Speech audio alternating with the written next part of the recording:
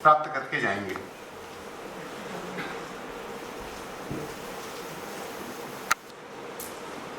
शिविर की जो सबसे पूर्व तैयारी है वो ये कि हम पहले स्थान का चुनाव करें, हमें किस स्थान पर वो शिविर करना है, फर्स्ट बात। दूसरी बात, उसका फॉर्म होना चाहिए जिसके द्वारा हम बच्चों को एडमिशन लेंगे। वो फॉर्म निःशुल्क नहीं होता, हम 10 रुपया या 20 रुपया ये कम से कम उसका शुल्क रखते हैं।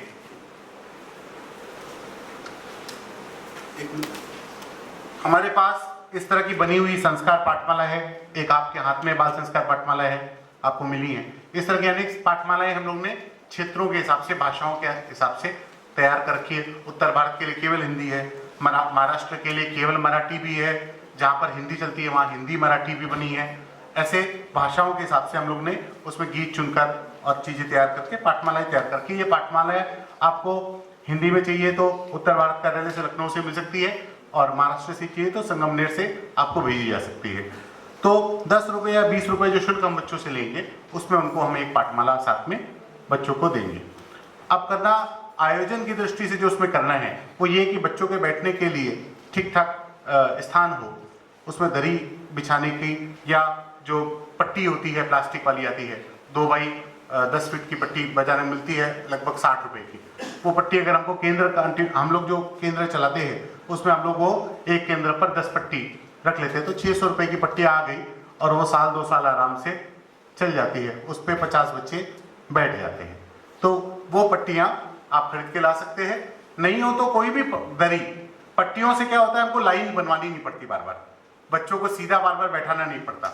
एक पट्टी आपने लगाई तो उस पर जितने बच्चे बैठे हैं वो अपने आप उस लाइन में सीधे हो गए, और आपने एक बड़ा अब ये ऐसा दरी डाल दिया। अब इसमें आपको लाइन के लिए बच्चों का ध्यान रखना पड़ेगा, क्योंकि वो लाइन तो बिगड़ेगी। थोड़ी देर बाद वो कोई बच्चा दूसरे से बात करने के लिए मुड़ेगा, और मुड़ेगा तो मुड़ा ही रह जाता है, फिर वो सीधा नहीं होता। तो ये होता है, हमारे साथ भी होता है। तो अब कथाओं में आप देखिए, कथाओं में कतार बनती है क्या? कभी बड़े बैठते हैं तो भी कतार बनती नहीं, फिर बच्चे बैठेंगे तो कतार बनेगी। ये उनसे ज़्यादा अपेक्षा हम लोग कर लेते हैं। तो पट्टियाँ डाल दें, हम जितनी चीज़ सिस्टम इम्प्रोवाइज कर देंगे उतना हमारा मैनेजमेंट आसान हो जाता है। हमको डिसिप्लिन के लिए बोलना कम से कम पड़े। हम लोग सेल्फ डिसिप्लिन में विश्वास करते हैं, हम सिस्टम मेंटेन डिसिप्लिन में विश्वास करते हैं। हम वो डिसिप्लिन क्रिएट करते हैं जिसको अपने आप फॉलो किया जा सके, जिसके लिए बहुत बार बताना नहीं पड़े। ए बच्चे तुम सीधे बैठो, ऐसा कहने की जरूरत नहीं होती। हम एक बार ऐसा खड़े हो जाते हैं, सारे बच्चे सीधे हो जाते हैं। हम सिस्टम इम्प्रोवाइज डिसिप्लिन लाते हैं और वो आ जाता है, बहुत आसानी से आ जाता है, और वो बोलने से बहुत ज़्यादा इफेक्टिव है। आप 10 बार भी बोलिए तुम सीधा बैठो, बच्चे नहीं बैठते, और आपने 2 बार ऐसा करके उनको सिखा दिया कि आप ऐसे होते ही उनको सीधा होना है, तो वो सीधे हो जाते हैं। तो सिस्टम इम्प्रोवाइज डिसिप्लिन हो। पट्टियाँ लगाई आपने, पट्टियाँ लगाकर बच्चों के बैठने की व्यवस्था कर दी। एक भारत माता का चित्र, एक स्वामी विवेकानंद का चित्र और एक बाल गोपाल श्री कृष्ण भगवान का चित्र, ये हम लोग के मंदिर की आवश्यकता है जहाँ पर हम पूजन करें। वो छोटा सा चित्र हो सकता है, या इस प्रकार की हम लोग ने पोस्टर को लकड़ी पे मड़वा कर उसकी कटिंग कराई। पीछे आप देखिए भगवान श्री कृष्ण का और स्वामी विवेकानंद का विग्रह है। आप उस प्रकार का कोई व्यवस्था कर सकते हैं, कुछ भी छोटा एक सिंबॉलिक। स्वामी विवेकानंद जो हमारे आदर्श है, भगवान श्री कृष्ण जो हमारे संपूर्ण आधार है काम के, उनको हम बीच में रखते हैं, और भारत माता का चित्र है तो वो और अच्छी बात है, क्योंकि आरती हम लोग भारत माता की करते हैं। तो ये 3 बात, मंदिर की आवश्यकता हो गई, बैठने के लिए पट्टी की आवश्यकता हो गई, और फिर कुछ आरती, दीपक, फूल, ये सामान्य व्यवस्था पूजन की हो गई। बच्चों को लगाने के लिए तिलक, मैं आपको बिल्कुल माइक्रो डिटेलिंग दे रहा हूँ हर बात की, उतना उसके लिए आपको एक चंदन ला के रखना है। लेकिन ये सारी व्यवस्थाएं जितनी मैं आपको बोल रहा हूँ, इसमें कुल 1000 रुपये का खर्च होता है, कुल 1000 रुपये का। 1000 रुपये खर्च में आप शिविर कर सकते हैं।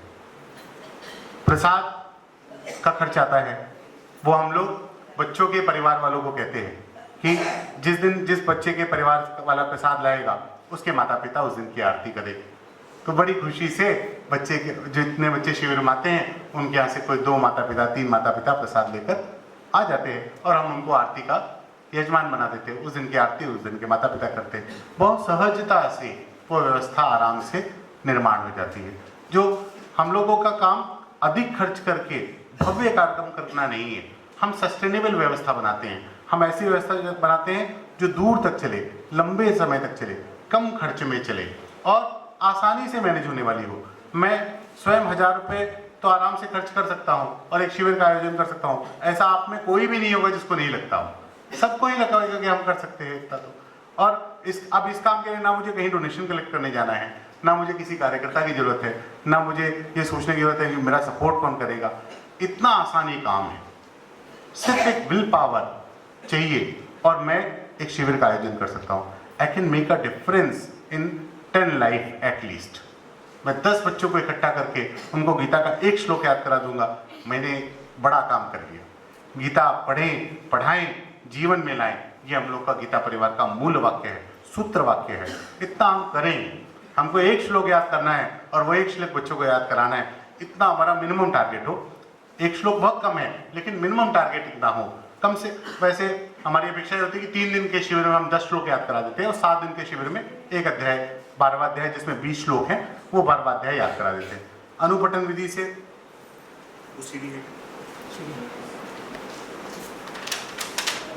अनुपठन विधि से गीता परिवार के पास अनुपठन यानी पहले एक बार बोलते हैं फिर दोबारा उसमें बोलते हैं, तो ऐसे अनुपठन विधि की सीडी गीता परिवार की तैयार है। आप वो सीडी ले सकते हैं। आप मुझे बोलेंगे तो मैं आपको MP3 मेल भी कर दूंगा। वो MP3 आप अपने मोबाइल में डाल के माइक पे लगाकर MP3 बजाकर साथ में बच्चों के साथ करके बहुत आसानी से वो काम कर सकते हैं। आप सीखिए और सिखाइए, इतना आसान वो गीता का श्लोक है। और फिर कुछ गीत जो हम यहाँ पे गा रहे हैं, कुछ कहानियाँ जो हम यहाँ पे सुनने का तरीका सीख रहे हैं। आज अब दिन में भी कथा कथन प्रयोग करेंगे, कहानी कैसे सुनाना ये हम लोग बीच में आज करके देखेंगे।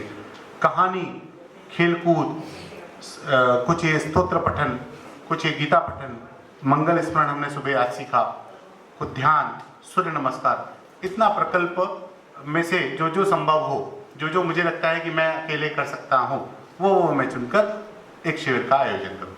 और उसके लिए कुछ लंबा चौड़ा करने की जरूरत नहीं। बैनर आपकी इच्छा हो तो बनाइए। फ्लेक्स का बैनर 75 रुपये में बन जाता है 3x2 का। हाँ, तो बहुत आसानी से आप वो बैनर एक बना के टांग दीजिए, तो आपका काम लंबे समय तक हो जाएगा। बैनर की आवश्यकता नहीं होती, लेकिन आसपास से कोई भी गुजरेगा तो उसको पता लगेगा कि क्या चल रहा है, तो वो भी अपने बच्चों को भेज सकता है। तो एक 100 रुपये का बैनर आपने बना के फ्लेक्स का लगा लिया, इतना उसके लिए बस है। फिर बड़ा उसको करना है तो हम बड़ा जितना भी चाहे कर सकते हैं, बड़े करने की कोई सीमा नहीं है। हम 100 बच्चों का शिविर करें, शानदार आयोजन करें, इतने बढ़िया हॉल में करें, बच्चों से फीस 100 रुपये ले लें, सब होता है। अब बम्बई और पूना इत्यादि में 10 रुपये वाले शिविर में बच्चे कम आते हैं और 100 रुपये वाले शिविर में बच्चे ज़्यादा आते हैं।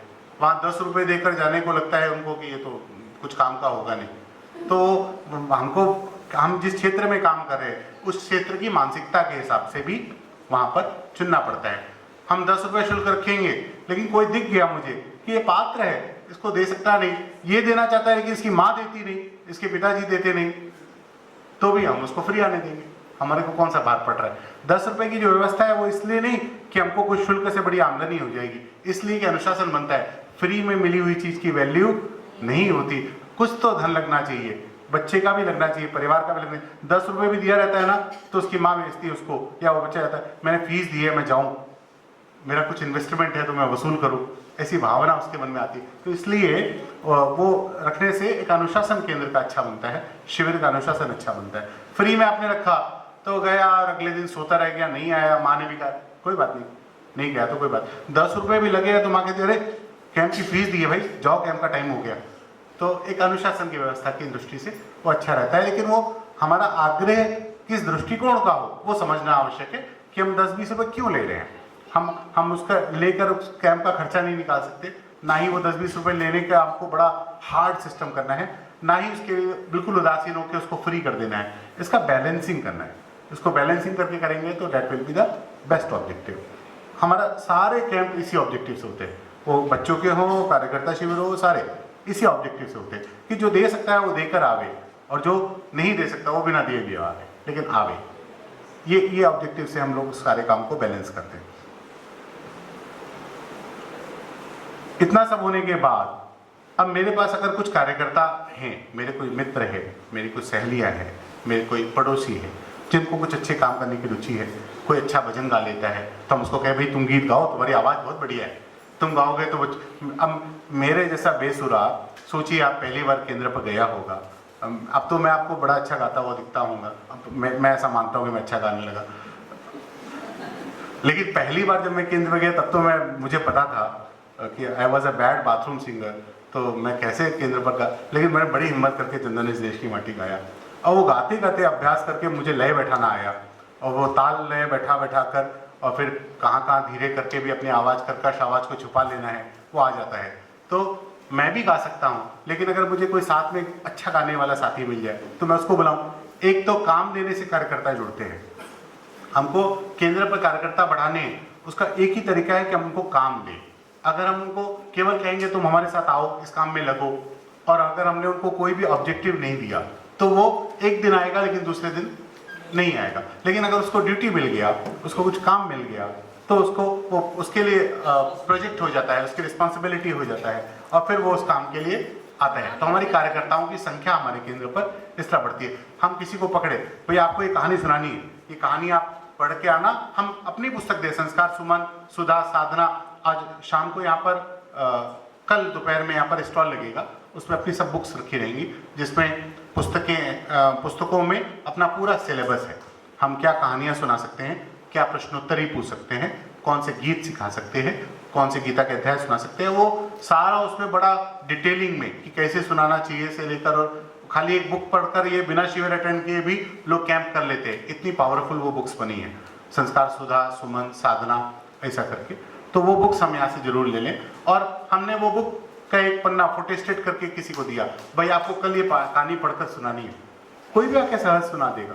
हम किसी भी व्यक्ति को कहें, बड़े व्यक्ति को कहें जो 50 साल का है कि भाई बाबूजी आपको ये कहानी पढ़कर आनी है और कल बच्चों को सुनानी है, तो बड़ी खुशी से आएंगे कि मेरे को कोई काम दिया है और मैं आकर कहानी सुनाऊं। जो मैं ये सारी बातें आपको इसलिए बता रहा हूँ कि इनिशियल स्टेज पर जो हिच होती है, जो हेजिटेशन होता है कि मैं कैसे कर पाऊंगा, मेरे साथ कौन आएगा, तो मैं आपको उसके सब सॉल्यूशन बता रहा हूँ। ये सारे सॉल्यूशन करके आप आसानी से, जो नए कार्यकर्ता है वो अपने आसपास 10 बच्चों को इकट्ठा करके, रविवार को सबकी छुट्टी होती है, 3 दिन का कोई भी छुट्टी का अवकाश हमको शिविर लगाने के लिए कभी भी मिलता है, हम 3 दिन का शिविर छोटा सा लगाएं और उसके बाद साप्ताहिक केंद्र आरंभ करें। ये गर्मियों का जो ग्रीष्मकालीन अवकाश है, इसमें 3 दिन का अवकाश, 5 दिन का अवकाश, 7 दिन का अवकाश या 15 दिन का अवकाश, जो मैं निकाल सकता हूँ अपने रूटीन में, उतना बड़ा शिविर में आयोजन कर लूँ। और शिविर का आयोजन का समय क्या हो, अब ये डिपेंड करेगा कि हम बंद स्थान पर कर रहे हैं या खुले स्थान पर। अगर हम पार्क में करते हैं तो वो अधिक से अधिक 3 घंटे का हो सकता है, शाम को 4 बजे से 7 बजे तक, इसके अलावा नहीं होता।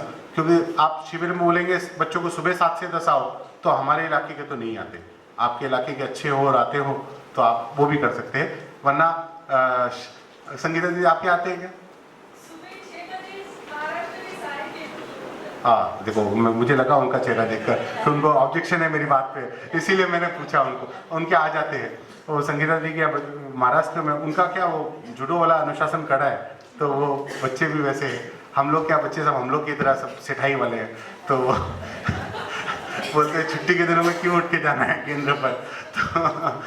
तो जैसा हमारे यहाँ अनुकूल वातावरण हो उस प्रकार का वातावरण हम निर्माण करके, सुबह का समय, शाम का समय, बंद स्थान है तो फिर कोई दिक्कत वाली बात नहीं, हॉल है हमारे पास, कोई मंदिर का हॉल है, जैसे हम लोग के लखनऊ में दुर्गा जी मंदिर है उसका हॉल, तो हम लोग दिन में कैंप कर लेते हैं, सुबह 10 से शाम के 4 बजे तक का कैंप कर लेते हैं। बच्चे अपना लंच का पैकेट लेके आते हैं और बच्चों को लंच का पैकेट हम बोलते हैं आप लेके आइए, और शरबत हम बनाकर उनको एक बार दिन में देते हैं।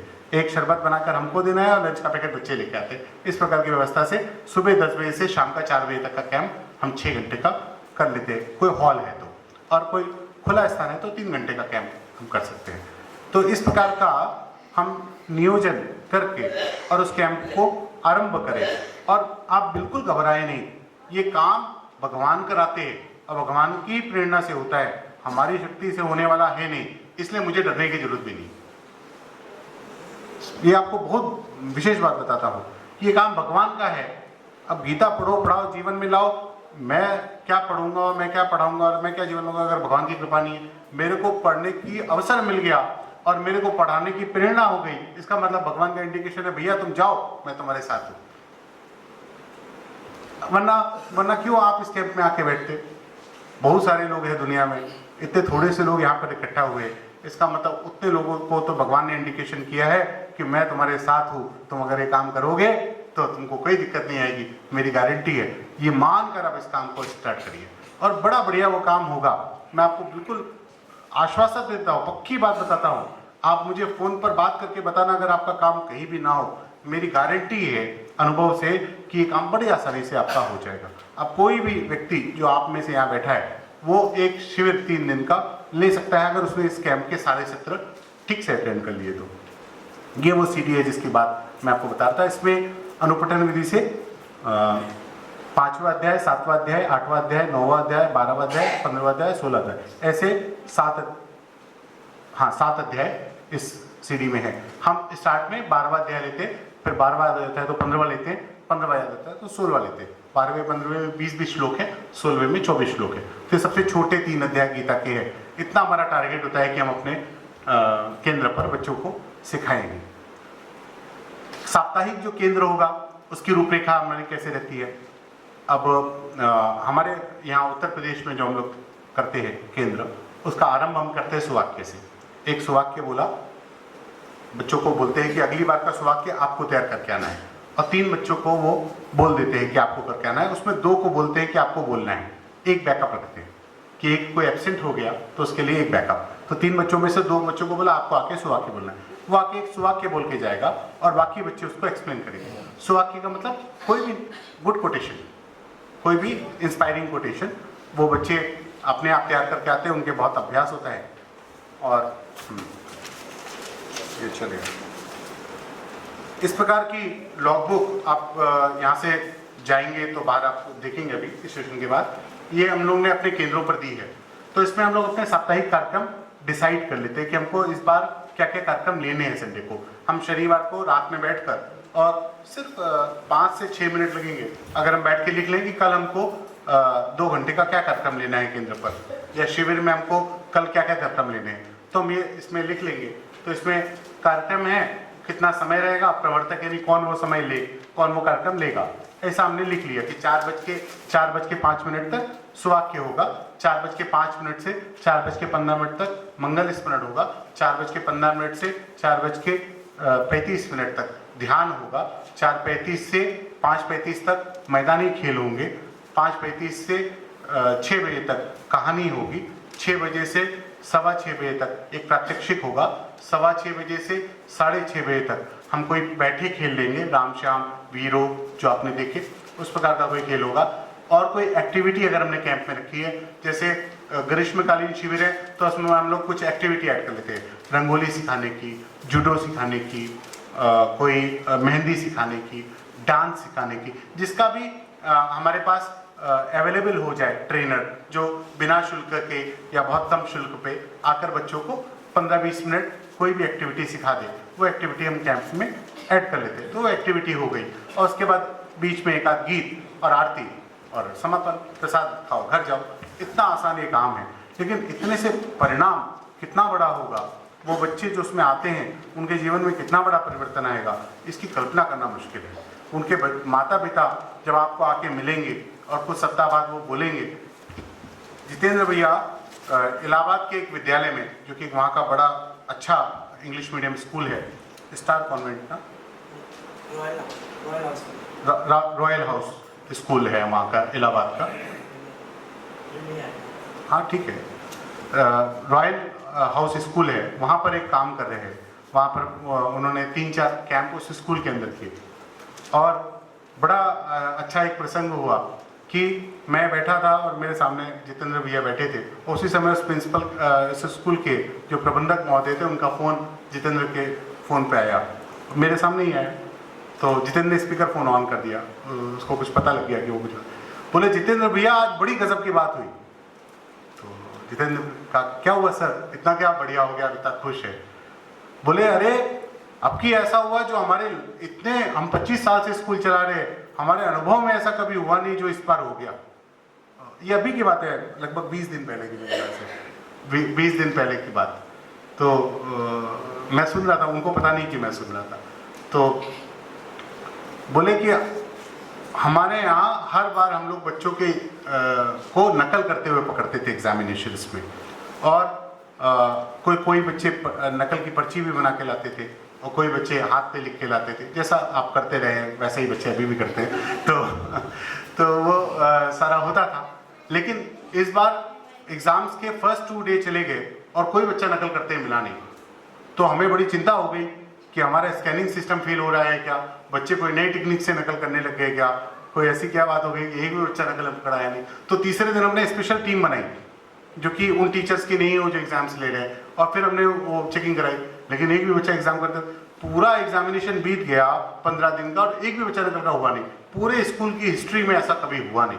और ऐसा इसलिए हुआ क्योंकि आपने बच्चों को नकल नहीं करना और सच बोलना, झूठ नहीं बोलना, ऐसी बात कैंप में कई बार संकल्प कराया, और उस संकल्प का इतना जबरदस्त प्रभाव होगा, इस बात की कल्पना तो वास्तव में मुझे भी नहीं थी।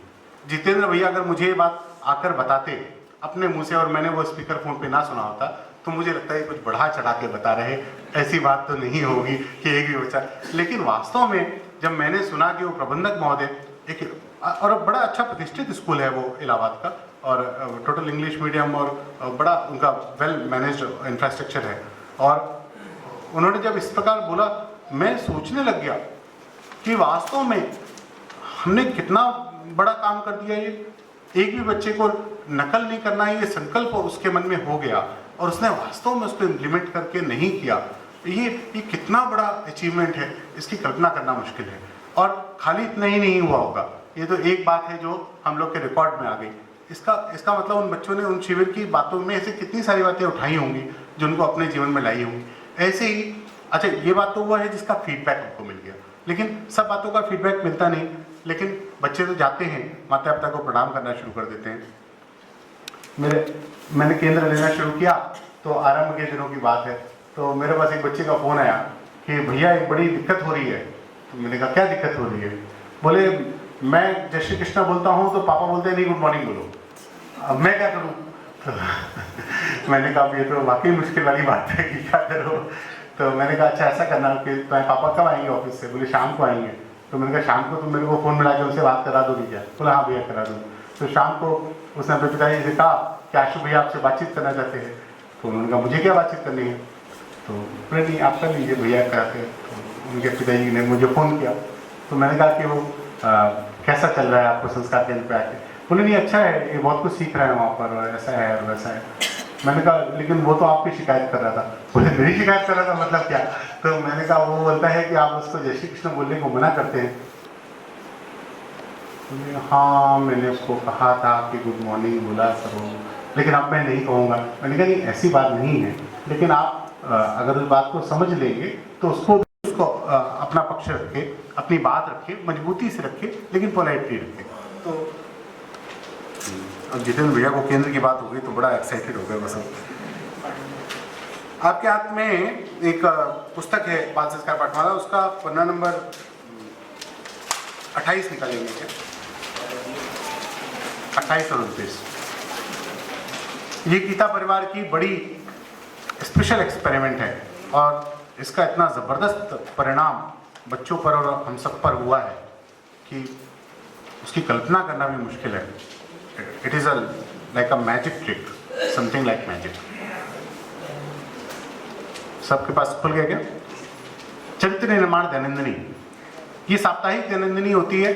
जो साप्ताहिक केंद्र चलते हैं उसमें हम लोग ये सप्ताह में जमा कर लेते हैं। शिविर में जितने दिन का शिविर होता है उतने दिन की दैनंदिनी बनाना चाहते हैं और बच्चों को प्रेरणा ये करते हैं कि आप ये रोज बनाएंगे बाद में भी। इसमें करना ऐसा है कि रोज रात में सोने से पहले 2 मिनट में ये दैनंदिनी रोज की बननी है। सोमवार, मंगलवार, बुधवार, गुरुवार, शुक्रवार, शनिवार, ऐसे कॉलम बच्चे बनाएंगे। ये सैंपल है, बच्चे सादे कागज पर अपने आप लिखकर बनाते हैं। इस प्रकार से बच्चे ऐसे लिखकर उसको बनाते हैं और फिर रोज रात में उसको सोते वक्त टिक करते हैं। मैंने प्रातः उठकर भगवान, माता पिता व बड़ों को प्रणाम किया तो सही और मैं भूल गया तो क्या? हाँ, कट्टम, रॉन्ग। प्रातः स्नान करके विद्यालय जाने से पूर्व पूजा की तो सही, नहीं की तो गलत।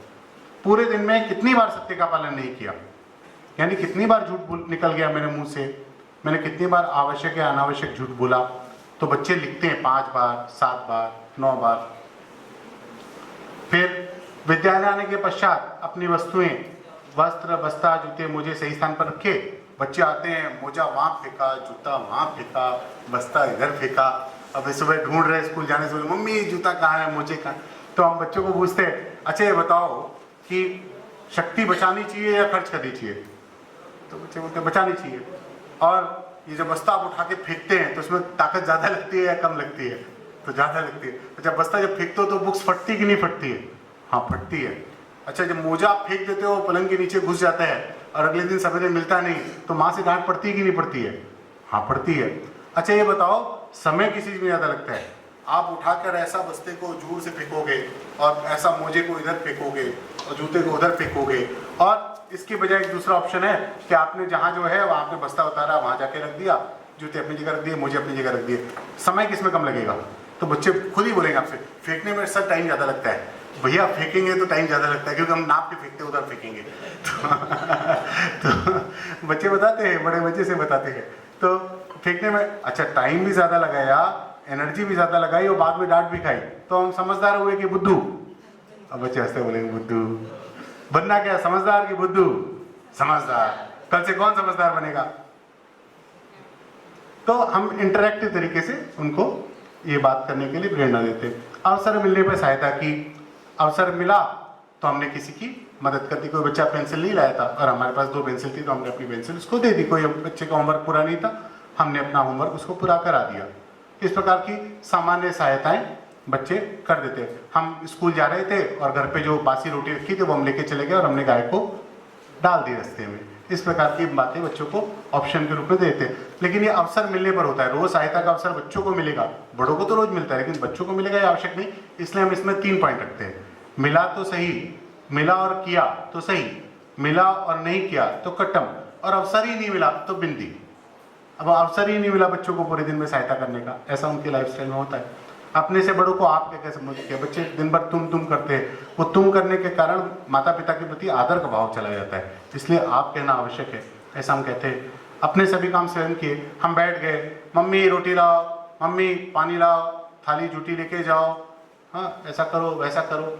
तो बच्चों को हम बोलते हैं सामान्य दिनचर्या के काम जो हम कर सकते हैं आसानी से। अपने कपड़े निकाल के पहन सकते हैं, हम अपने खाना खुद रसोई से लेके आ सकते हैं, अपनी जूठी थाली वापस रसोई में रख के आ सकते हैं। दिन में 5 बार पानी पीना है तो हम खुद जाके फ्रिज से निकाल कर और अपना पानी पी सकते हैं। हम माँ को कहेंगे नहीं, हम अपने आप वो काम करेंगे। तो बच्चे बड़ी खुशी से वो काम करते हैं।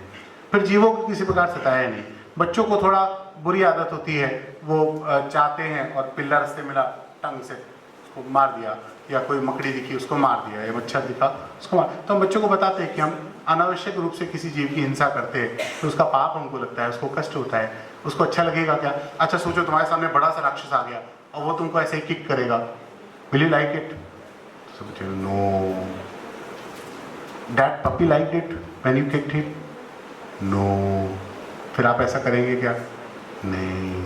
तो ऐसा उनको हम फील दे देते हैं। उन बच्चे जो करते हैं वो इनोसेंस में करते हैं, उनके ध्यान में वो कर रहे होते हैं, लेकिन उनके कभी उनको किसी ने कहा ही नहीं कि गलत है, तो उनके ध्यान में, तो इतना बात उनके ध्यान में रख देने से वो नहीं करते।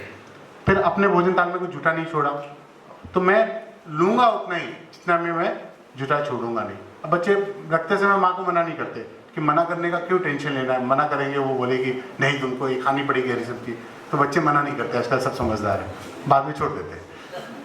जूठी थाली उठा के रखा है, उसमें सब्जी अंदर थी, वो कटोरी पलट के छोड़िए।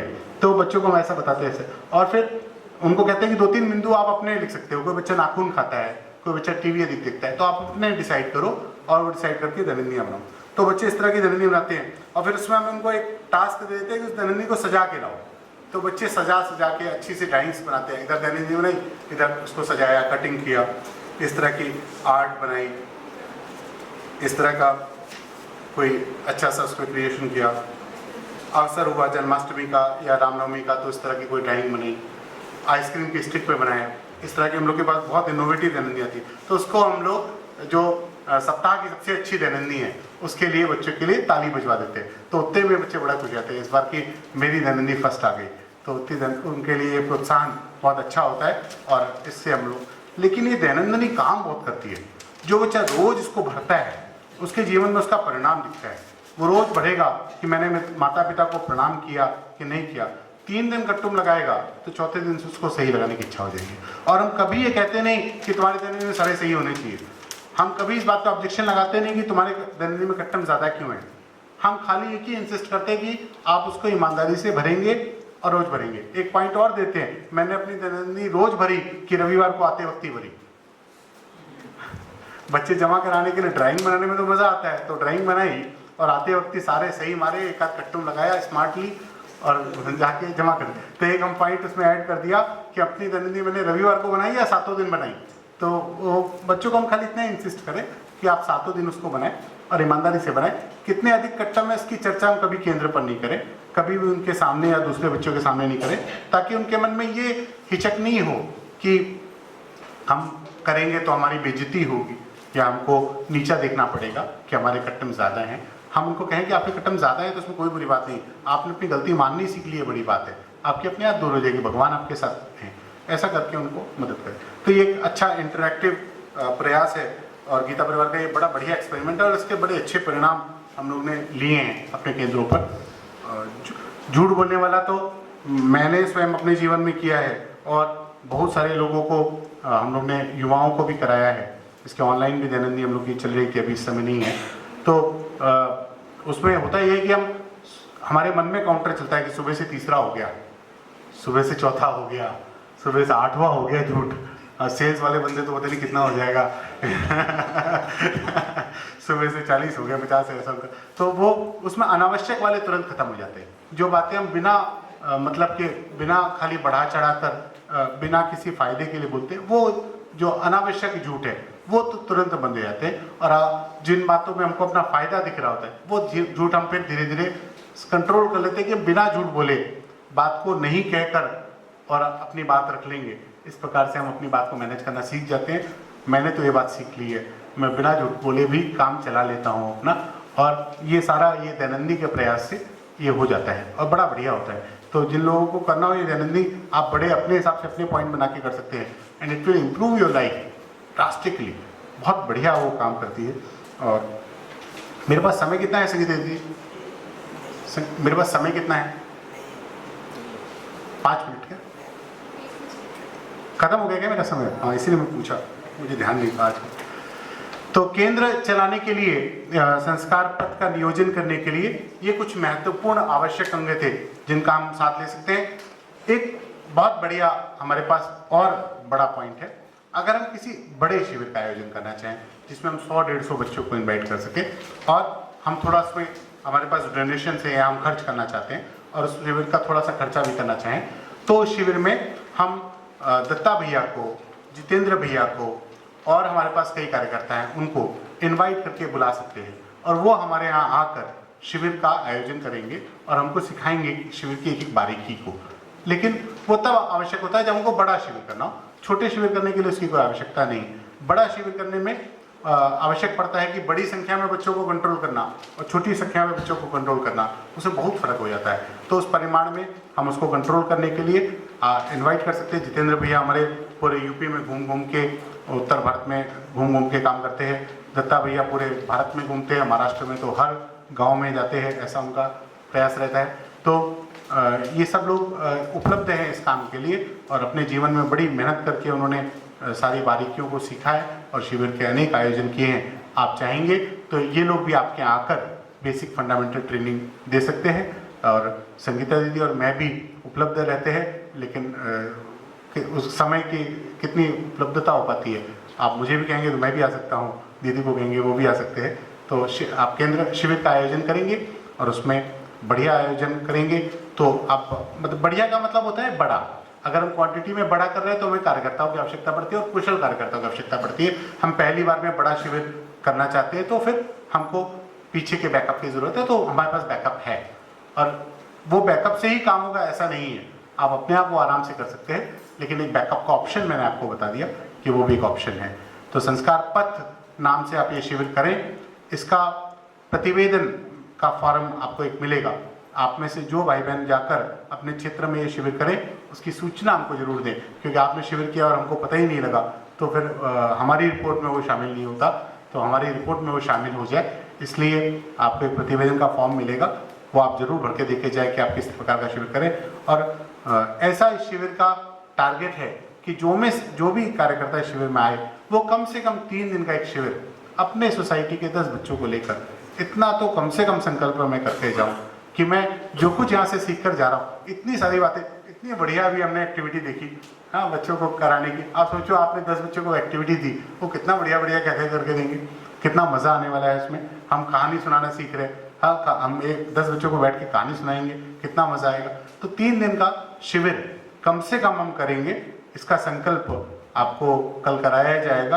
और उसके लिए आप अपनी मन में तैयारी कर लें, किस स्थान पे हमको शिविर करना है, क्या प्रकार से करना है, कितने बच्चों को करना है, हमारे साथ कितने कार्यकर्ता हो सकते हैं, ये सब प्लानिंग आप मन में कर लें। कल हम लोग एक सत्र में उसकी चर्चा करके हम लोग यहाँ संकल्प करेंगे कि इस यहाँ से जाने के बाद, और उसकी तारीख भी मन में टेंटेटिवली हो जाए कि इतनी तारीख को हम ये शिविर करेंगे अपने क्षेत्र में 10 बच्चों के साथ संस्कार पत्र नियोजन के लिए। और कोई प्रश्न आपके मन में हो तो आप मुझसे पूछिए, 2 मिनट। किसी के मन में प्रश्न हो रहा हो, अभी हो रहा हो या बाद में, आप पूछ सकते हैं मुझसे कभी। किसी के मन में अभी कोई प्रश्न नहीं, तो आप बाद में भी मेरे से कोई प्रश्न होगा, आपको लगता है शिविर करना है तो कैसे करना, तो उसकी क्लैरिटी हम लोग डिस्कस कर लेंगे। आज के लिए इतना ही। जय श्री कृष्ण।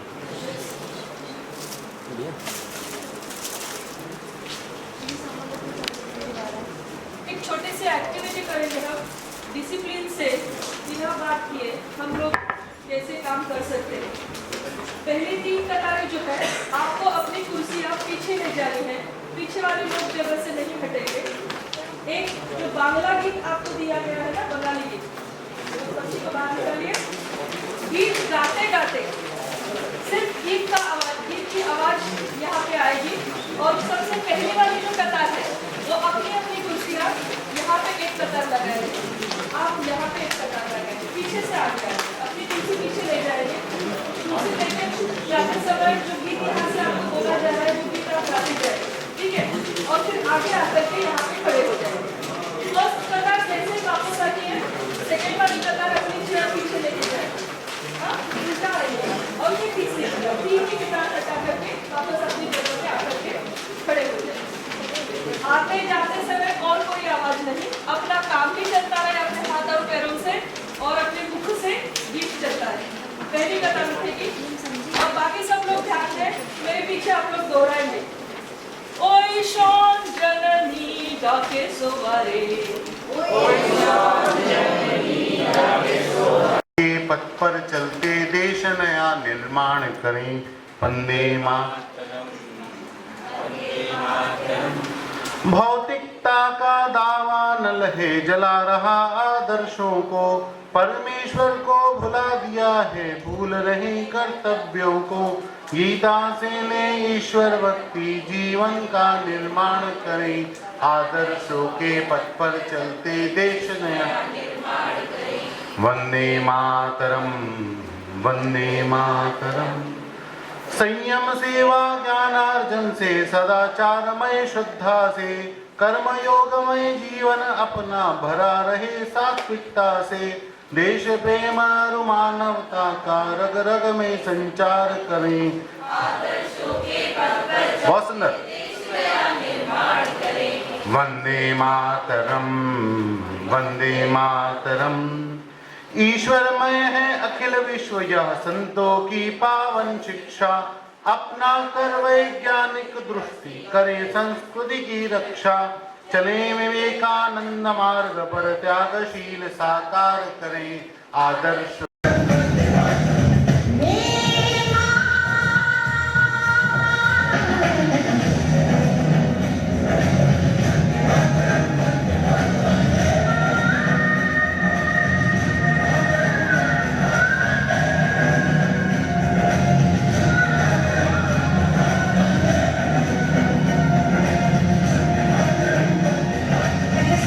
थोड़ा तो जगाए अपने दिलों में।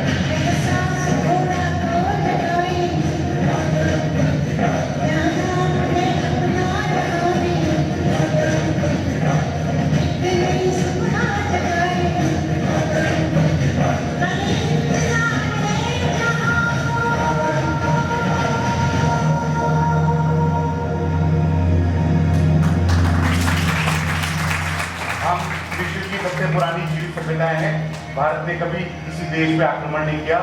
एल्बर्ट आइंस्टीन ने कहा था हम इंडियंस के बहुत ऋणी रहेंगे जिन्होंने हमें गिनना सिखाया। इस पूरे संदेश के साथ लाइट्स ऑन मत करें। हम विद्यालयों में जाते हैं और उनको बताते हैं कि हम एक काम कर रहे हैं जिसका नाम है संस्कार सृजन। विद्यालयों में नैतिक शिक्षा का जो वर्ग होता था, जो पीरियड होता था, जो सब्जेक्ट होता था, वो प्रायः ज़्यादातर विद्यालयों में बंद हो गया। जिन विद्यालयों में वो चालू है वो केवल फॉर्मेलिटी के रूप में चालू है, क्योंकि उसका जो अभ्यासक्रम है वो वर्षों पुराना है। ना तो उसको पढ़ने में किसी की रुचि है, ना ही उसको पढ़ाने में किसी की रुचि है।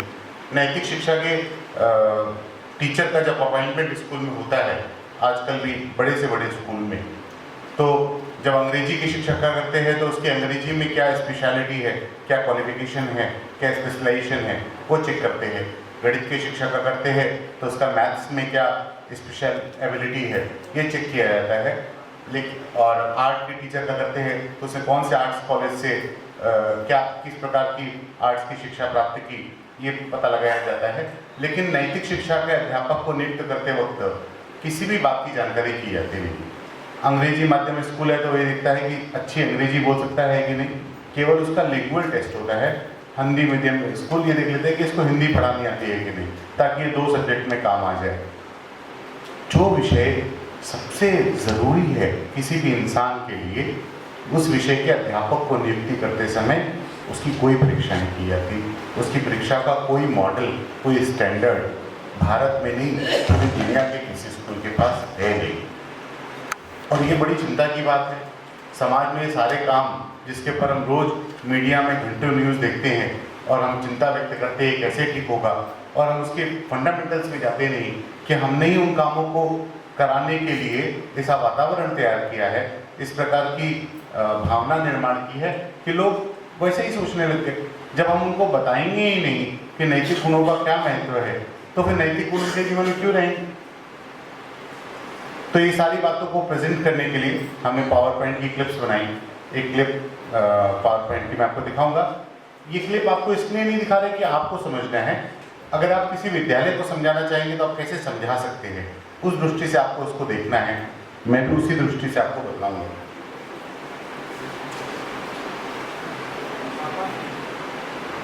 हम स्कूल में जब क्लिप का आरंभ करते हैं तो ऑब्जर्वेशन गेम से आरंभ करते हैं। कल आपने एक मोमबत्ती का प्रात्यक्षिक देखा था, संजय भैया ने कराया था कि मोमबत्ती जलने के लिए किन किन बातों की आवश्यकता है। तो हम शिक्षकों से पूछते हैं कि किन किन बातों की आवश्यकता है। तो भाई ऑक्सीजन चाहिए, दृष्टि चाहिए, माचिस से मसाला चाहिए, माचिस गीली नहीं होनी चाहिए, और हमको देखना आना चाहिए, हमको जलाने की टेक्निक आनी चाहिए, करके 16-17 पॉइंट बच्चे हों या शिक्षक हों वो बता देते हैं। उसके बाद भी जो एक बात मिसिंग थी, दैट वाज डायरेक्शन, कि अगर हम उसको सीधा नहीं रखेंगे तो वो मोमबत्ती नहीं जलेगी। इस गेम के साथ ही हम आरंभ करते हैं और उसका अभिप्राय इस प्रकार से लेते हैं कि हमने सारे टूल्स बच्चों को दिए। हमने उनको गणित भी दी, हमने उनको आर्ट्स भी दी, हमने उनको लैंग्वेज भी दी, हमने उनको केमिस्ट्री साइंस भी दी, और बाकी जो अन्य अन्य विषय आवश्यक थे वो दी। हमने शक्ति दी, लेकिन उन शक्तियों को यूज़ करने का डायरेक्शन नहीं दिया। और इसीलिए वो पढ़ा लिखा फाइनेंस का एक्सपर्ट एक चिटफंड कंपनी खोलता है और हजारों करोड़ का घपला करके भाग जाता है। उसके पास ज्ञान है, बहुत ज़बरदस्त ज्ञान है, और उसका उपयोग वो लोगों का पैसा लूटने में लगाता है। Obama bin Laden he was a chemical engineer, उसने उस केमिकल इंजीनियरिंग का उपयोग क्या किया वो आपको पता है। खूब धन है उसके पास, खूब विद्या है उसके पास, लेकिन डायरेक्शन नहीं है सोचने का। इसी तरह बंदूक अगर किसी सैनिक के हाथ में है और बंदूक कसाब के हाथ में है तो हमारे फील्ड में कैसा अंतर आएगा, क्योंकि दोनों का प्रशिक्षण अलग अलग है, दोनों का सोचने का डायरेक्शन वो अलग अलग है। इसलिए साधन देने के साथ उस साधन की दिशा किस प्रकार दी जाए ये बहुत आवश्यक है। हम शिक्षा दे रहे हैं, बच्चों को पढ़ा लिखा कर टेक्नोलॉजी से इनबिल्ट करके उन्हें बहुत पावरफुल बना रहे हैं, लेकिन उस पावरफुल बच्चों को अगर ये नहीं बताया कि इस पावर का उपयोग किस दिशा में करना है तो वो उसका दुरुपयोग करेंगे, तो इसमें उनकी गलती है या जिस इंस्टीट्यूशन ने उनको हथियार दिया उसकी गलती है। बंदूक देते वक्त सैनिक को ये नहीं बताया जाए कि इस बंदूक का उपयोग देशभक्ति की दिशा के अलावा कहीं नहीं करना है, तो वो सैनिक अगर उस बंदूक का दुरुपयोग करेगा तो ये सैनिक की गलती है या सेना की गलती है। इसी प्रकार जब बच्चे अपनी शिक्षा का दुरुपयोग करके समाज को नुकसान पहुंचाते हैं तो ये उनकी शिक्षा की गलती, उनके शिक्षकों की गलती और उनके विद्यालयों की गलती मुख्य रूप से है। जिम में जाके खूब व्यायाम करके बल प्राप्त किया और उससे जाके मैं पड़ोसियों को पीट कर डराने लगा, तो वो बल ठीक नहीं है। हम शक्ति दे तो शक्ति को यूज करने की दिशा भी देना आवश्यक है, डायरेक्शन देना आवश्यक है, और उसी डायरेक्शन का नाम है संस्कार सृजन। क्यों चाहिए संस्कार सृजन? हम एक छोटे से एक डेटा से समझेंगे। आमतौर पे जो बात हमको खूब मीडिया से, एनजीओ से और बाकी जगहों से सुनने को मिलती है, और इस समय की मॉडर्न वर्ल्ड की जो थ्योरी चल रही है उसमें है कि इलिटरेट सारी जो प्रॉब्लम है वो लिटरेसी की वजह से है।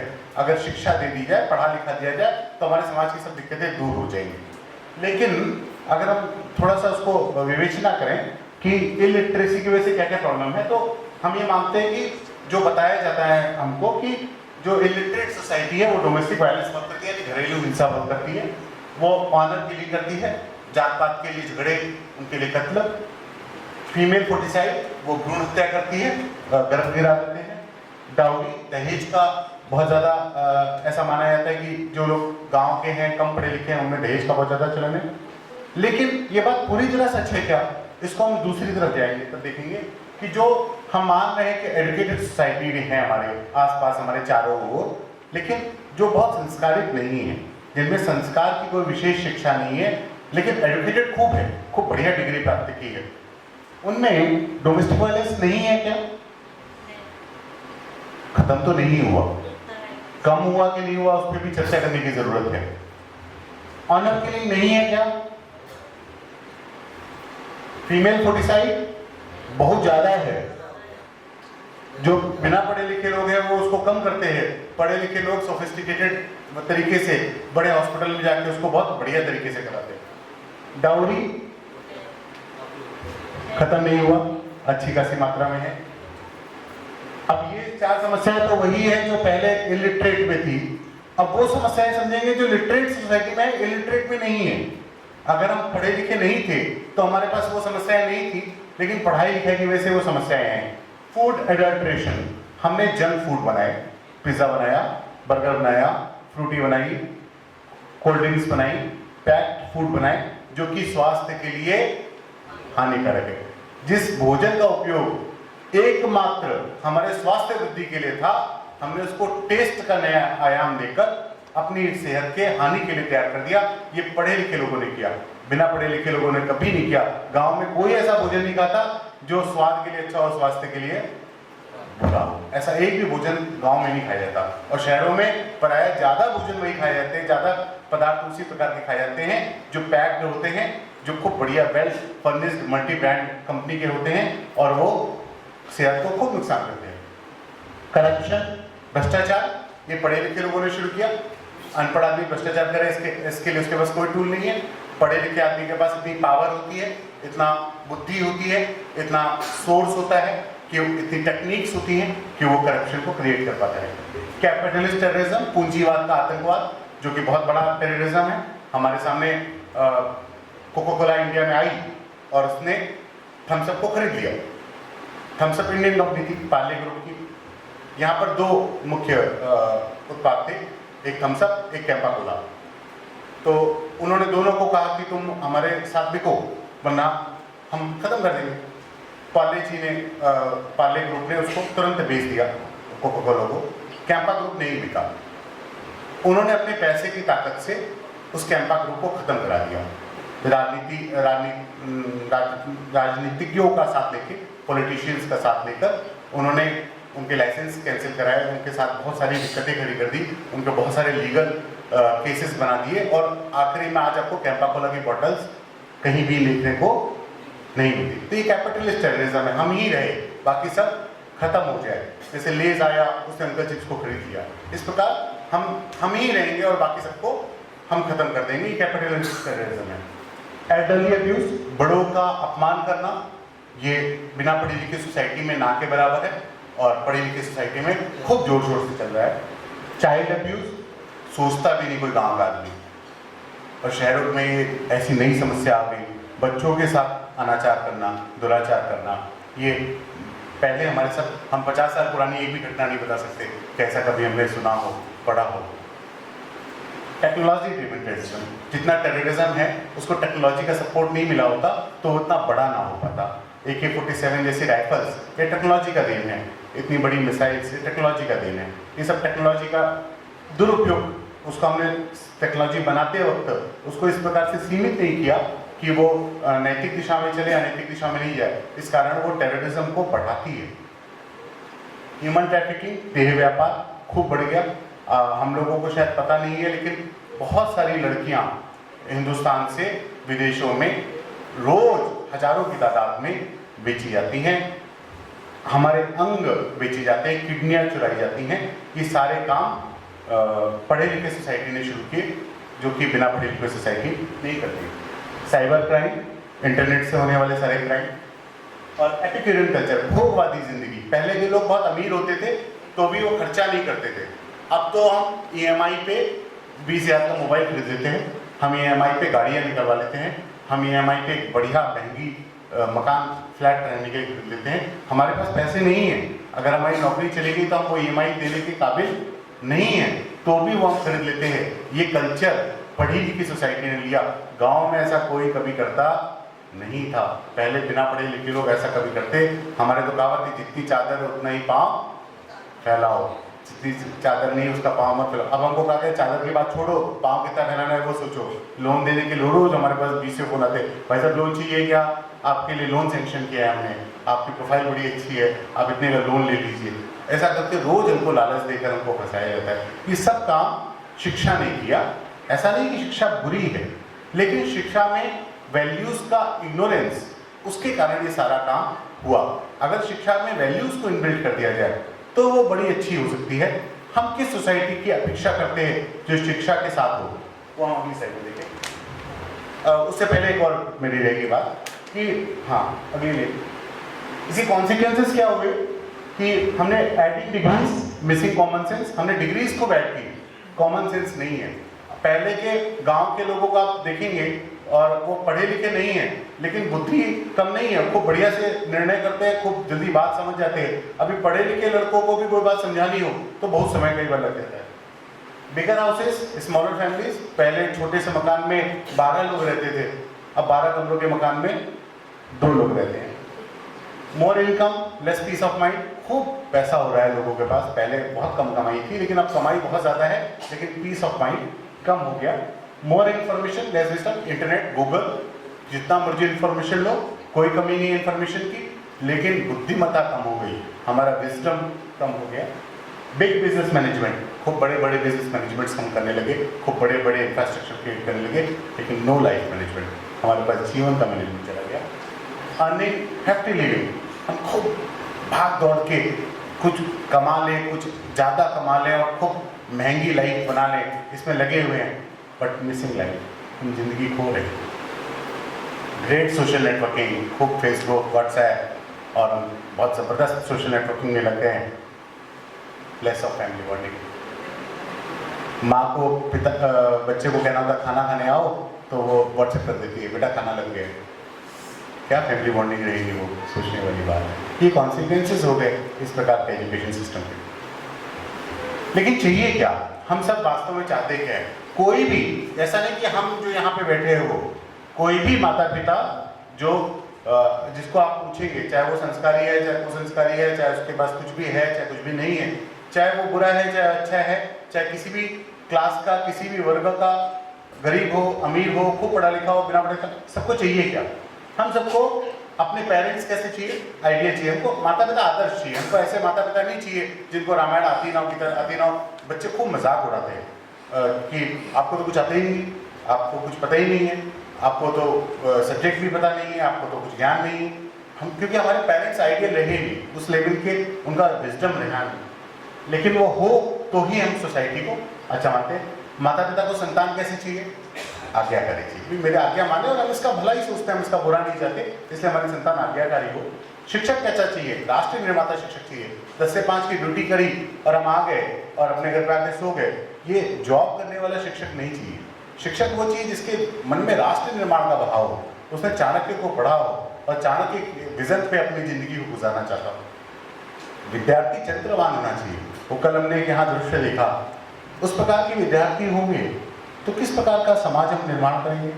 वो एक कॉमेडी एक्ट जरूर था, लेकिन बहुत चोट करने वाला था हमारी सामाजिक व्यवस्था पर, जो कि गांवों में जो इस प्रकार के प्राइमरी विद्यालय इस समय काम कर रहे हैं, उसका जो हाल है उसका एक दर्शन हमारे साथ। चिकित्सक सेवा भावी चाहिए। अभी तो किडनी बेचने वाले हो गए, अभी तो जबरदस्ती ऑपरेशन करने वाले हो गए, अभी तो जबरदस्ती महंगी दवाएं लिखने वाले हो गए, लेकिन चिकित्सा सेवा भावी हो। उसने चिकित्सा का जॉब इसलिए सुना हो कि मानव सेवा में मेरी रुचि है, कोई और जॉब करके मैं अपना जीवन नहीं गुजारना चाहता, मुझे तो अच्छा लगता है कि मैं दूसरों का दुख दूर करूँ, इस भाव का चिकित्सक हो। सरकार न्यायप्रिय हो। एक वर्ग को आरक्षण दिया, दूसरा वर्ग नाराज हो गया, अब उसको वोट चाहिए तो उसको आरक्षण दिया, तीसरा वर्ग नाराज हो गया। ऐसी सरकार नहीं होनी चाहिए। सरकार न्यायप्रिय, मेरा एक भी कदम वो किसी के साथ अन्याय नहीं करेगा, वो आइडियल सरकार है। नेता दूरदर्शी हो, मेरे को अभी एक बार तो लैपटॉप बांट दो, बाद में इसका क्या होगा वो सोचने की आवश्यकता नहीं। ऐसे सोचने वाले नेता देश का कभी लाभ नहीं करते, वो देश की बहुत हानि करते हैं। नागरिक देशभक्त होना चाहिए। मैं कहीं भी जा रहा हूँ, मुझे क्या करना है कि ये रोड किसने बनाई? मेरे को तो शादी है, मैंने रोड खोदी, अपना बल्ली गाड़ी और अपना तंबू लगा के अपनी शादी कर ली, मुझे क्या लेना देना कि रोड किसकी है, कौन बनाता है? अरे मैं देशभक्त हूँ, ये रोड मेरी है, मेरे टैक्स के पैसे से बनी, किसी और के टैक्स के पैसे से बनी, मैं इसको यूं ही खोद दूंगा और बर्बाद कर दूंगा, मैं कोई भी चीज़ ऐसे ही तोड़ दूंगा। मुझे गुस्सा आई और मैंने सरकारी बसें जलाना शुरू कर दिया, मुझे गुस्सा आई और मैंने सरकारी बिल्डिंगें तोड़नी शुरू कर दी। अरे हम कैसे देशभक्त हैं? हम सरकारी बसें जला देते हैं, हम सरकारी बिल्डिंगें तोड़ देते हैं। ये उन्माद, ये देशभक्ति का नहीं है, ये देश के प्रति द्रोहता का है, ये देशद्रोही का भाव है। ऐसा नागरिकों में भाव नहीं होना चाहिए। प्रशासक ईमानदार होने चाहिए, अधिकारी उत्तरदायी होने चाहिए, उद्यमी इंडस्ट्रियलिस्ट विकास परायणी होने चाहिए और कर्मचारी कर्तव्य। अगर हम संस्कार देंगे तो सोसाइटी का जो भी फील्ड निकलेगा वो इस प्रकार का निकलेगा। वो बच्चा अपने आप आज्ञाकारी बनेगा, वो माता पिता अपने आप, जब वो बच्चा बड़ा होगा और वो माता पिता बनेगा तो वो अपने आप आइडियल होगा, वो कोई नेता बनेगा तो अपने आप दूरदर्शी होगा, वो कोई चिकित्सक बनेगा तो अपने आप सेवाभावी होगा, क्योंकि उसके अंदर वो संस्कार होंगे। एक संस्कारित सोसाइटी की जो आइडियलिज्म है वो ये है। हमारे पास एक जो रोड मैप है कि हमें जाना कहाँ है वो ये है। अब उस रोड मैप पे चलने का प्लान क्या है वो हम आगे डिस्कस करेंगे।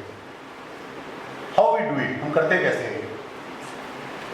संस्कार सीखने के टूल्स, हम बच्चों को प्रार्थना कराते हैं ताकि उनके मन में भाव रहे कि हम गलत काम नहीं करेंगे। हर वक्त भगवान हमको देख रहे हैं, हम किसी को नहीं पता लेकिन उसको तो पता है। किसी ने नहीं देखा हमें गलत काम करते हुए, लेकिन किसी ने तो देखा है। हम किसी को नहीं पता चला कि हमने नकल करी, लेकिन उसको तो पता है। जब ये भाव बच्चे के मन में डाल देंगे तो आप बोलिए उसके मन से, उसके हाथ से सारे काम घटेंगे कि नहीं घटेंगे? वो ये सारे काम, मैंने आपको कल नकल का उदाहरण दिया, जितेंद्र भैया का स्कूल वाला, वो इतना प्रामाणिक उदाहरण है, मेरे सामने 20 दिन पहले का। वो सारा हुआ, हम लोग ने किया। हम नहीं पीछे, हम कहानियाँ सुनाते हैं, हम योगासन कराते हैं, हम ध्यान कराते हैं, बहुत सारी एक्टिविटीज़ जो आपको रोज़ यहाँ पे प्रात्यक्षिकों के रूप में दिखाई जा रही है वो कराते हैं। ये हमारे मुख्य टूल्स हैं, इनके द्वारा हम बच्चों में संस्कारों का पोषण करते हैं। हम लेक्चर्स नहीं देते, हम लंबी चौड़ी बातें नहीं करते, हम बच्चों को ये नहीं कहते ये करना सही है और ये करना गलत। हम बात बात में उनको समझा देते हैं, हम खेल खेल में उनको समझा देते हैं, हम कहानियों में उनको समझा देते हैं, और वो बात जो उनके अंदर आज डाल दी वो हमेशा के लिए ऐसी अंदर तक पहुंच जाए, उसकी डेप्थ बहुत ज़्यादा हो। इस प्रकार का हमारे सारे कार्यक्रमों का निर्माण हम करते हुए चलते हैं। संस्कार सृजन की पुस्तकें बनाई गई हैं, उसके विषय में मैं आपको आगे बताऊंगा। और उन पुस्तकों का जो निर्माण हुआ है उसके निर्माण में इतनी सूक्ष्मता बरती गई कि जो भी बात हम कर रहे हैं वो सिर्फ आज परिणाम नहीं करेगी, वो इसके 15 साल आगे भी जीवन में परिणाम करेगी। ये 50 साल का हो जाएगा तब भी इसके ऊपर परिणाम करेगी, और ये 70 साल का होकर मरेगा तब भी इसके ऊपर परिणाम करेगी। तो हम इसके लिए कोर्स फीस क्या लेते हैं? स्कूलों के मन में आता है कि ये बड़ा अच्छा प्रोग्राम और सब ये बातें कर रहे हैं तो जरूर लंबी चौड़ी कोर्स फीस लेते होंगे, क्योंकि आजकल स्कूलों को जितने भी प्रोग्राम्स बाहर की कोई ऑर्गेनाइजेशन देती है उसके लिए वो बड़ा लंबा चौड़ा फीस चार्ज करती है, लेकिन हमारा एक कुछ दूसरा नजरिया है। The best things in life are free. जो भी चीज़ खरीदी जा सकती है वो गुड है, बेटर है, लेकिन वो बेस्ट नहीं है। बेस्ट क्या है? स्मेल ऑफ फर्स्ट रेन्स, पहली बारिश की सुगंध, वो फ्री है, आप उसको खरीद नहीं सकते। Freedom of choice, good health, second chance, nature animals, hope, Asha, evening moon, शाम का ढलता हुआ सूरज, स्माइल एंड आफ्टर, हंसी और मुस्कान, साउंड स्लीप, गहरी नींद, मॉर्निंग सन, सुबह का सूरज, प्यार, फैमिली और गुड फ्रेंड्स। ये सारी चीज़ दुनिया में जो सबसे ज़्यादा सुख देती है, जो सबसे अच्छा फील देती है आपको, ये सारी चीज़ें आपको फ्री में मिलती है। इसका कभी भी आपने कोई पैसा दिया नहीं, देना चाहें तो देकर खरीद सकते नहीं।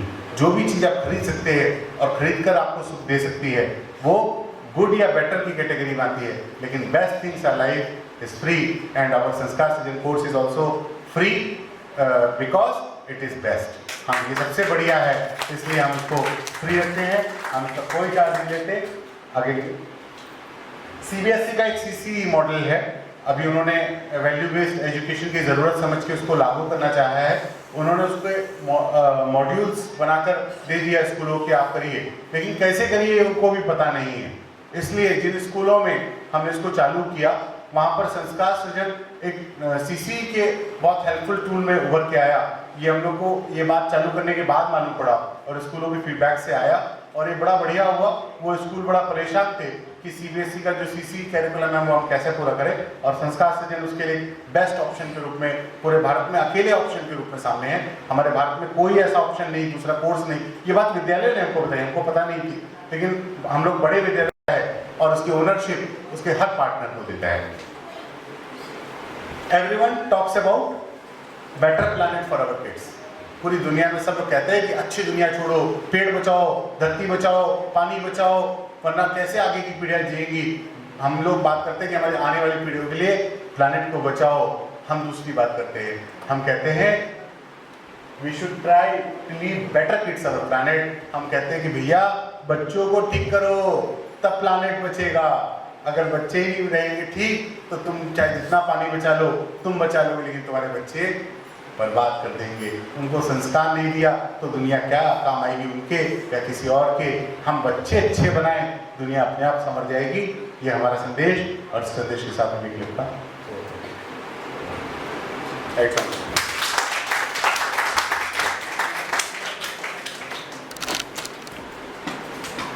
कक्षा 1 से 4 के लिए एक पुस्तक का निर्माण किया है अभी हम लोग ने। उसके साथ में हम सपोर्टिंग संस्कार सुधा सुमन साधना जो हमारी पुस्तक है वो हम देते हैं। और मुझे अभी दत्ता भैया ने खबर दी कि कक्षा 1 से 4 की पुस्तक का मराठी अनुवाद भी हो गया है और वो छपने चली गई है।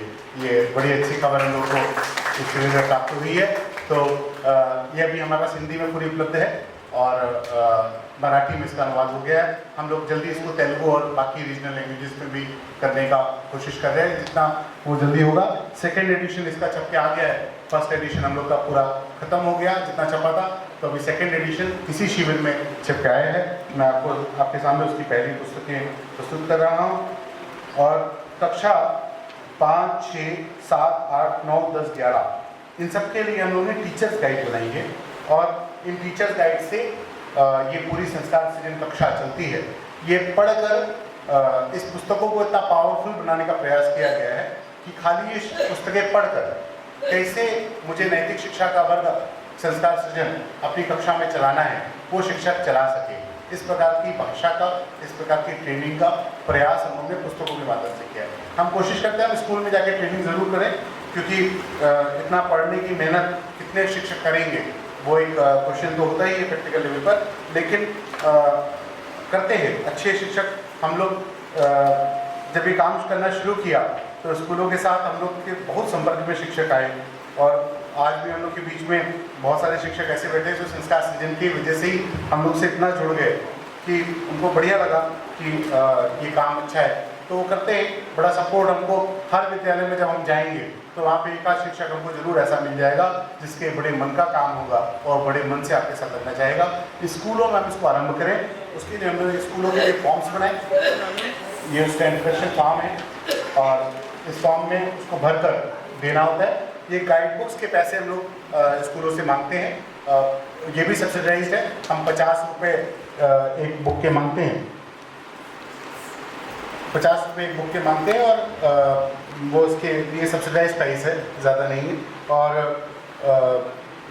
जितनी भी सेक्शन वाइज उनको टीचर्स की ज़रूरत पड़ती है वो हर क्लास के लिए उतनी उतनी बुक्स हम लोगों से मंगा लेते हैं और ये फॉर्म हमसे भरवा लेते हैं, ये फॉर्म भरवा के हम मंगवा लेते हैं। और इस प्रोग्राम का पूरा सेंट्रल आउटलाइन वगैरह इस पूरा फॉर्म में दिया गया है।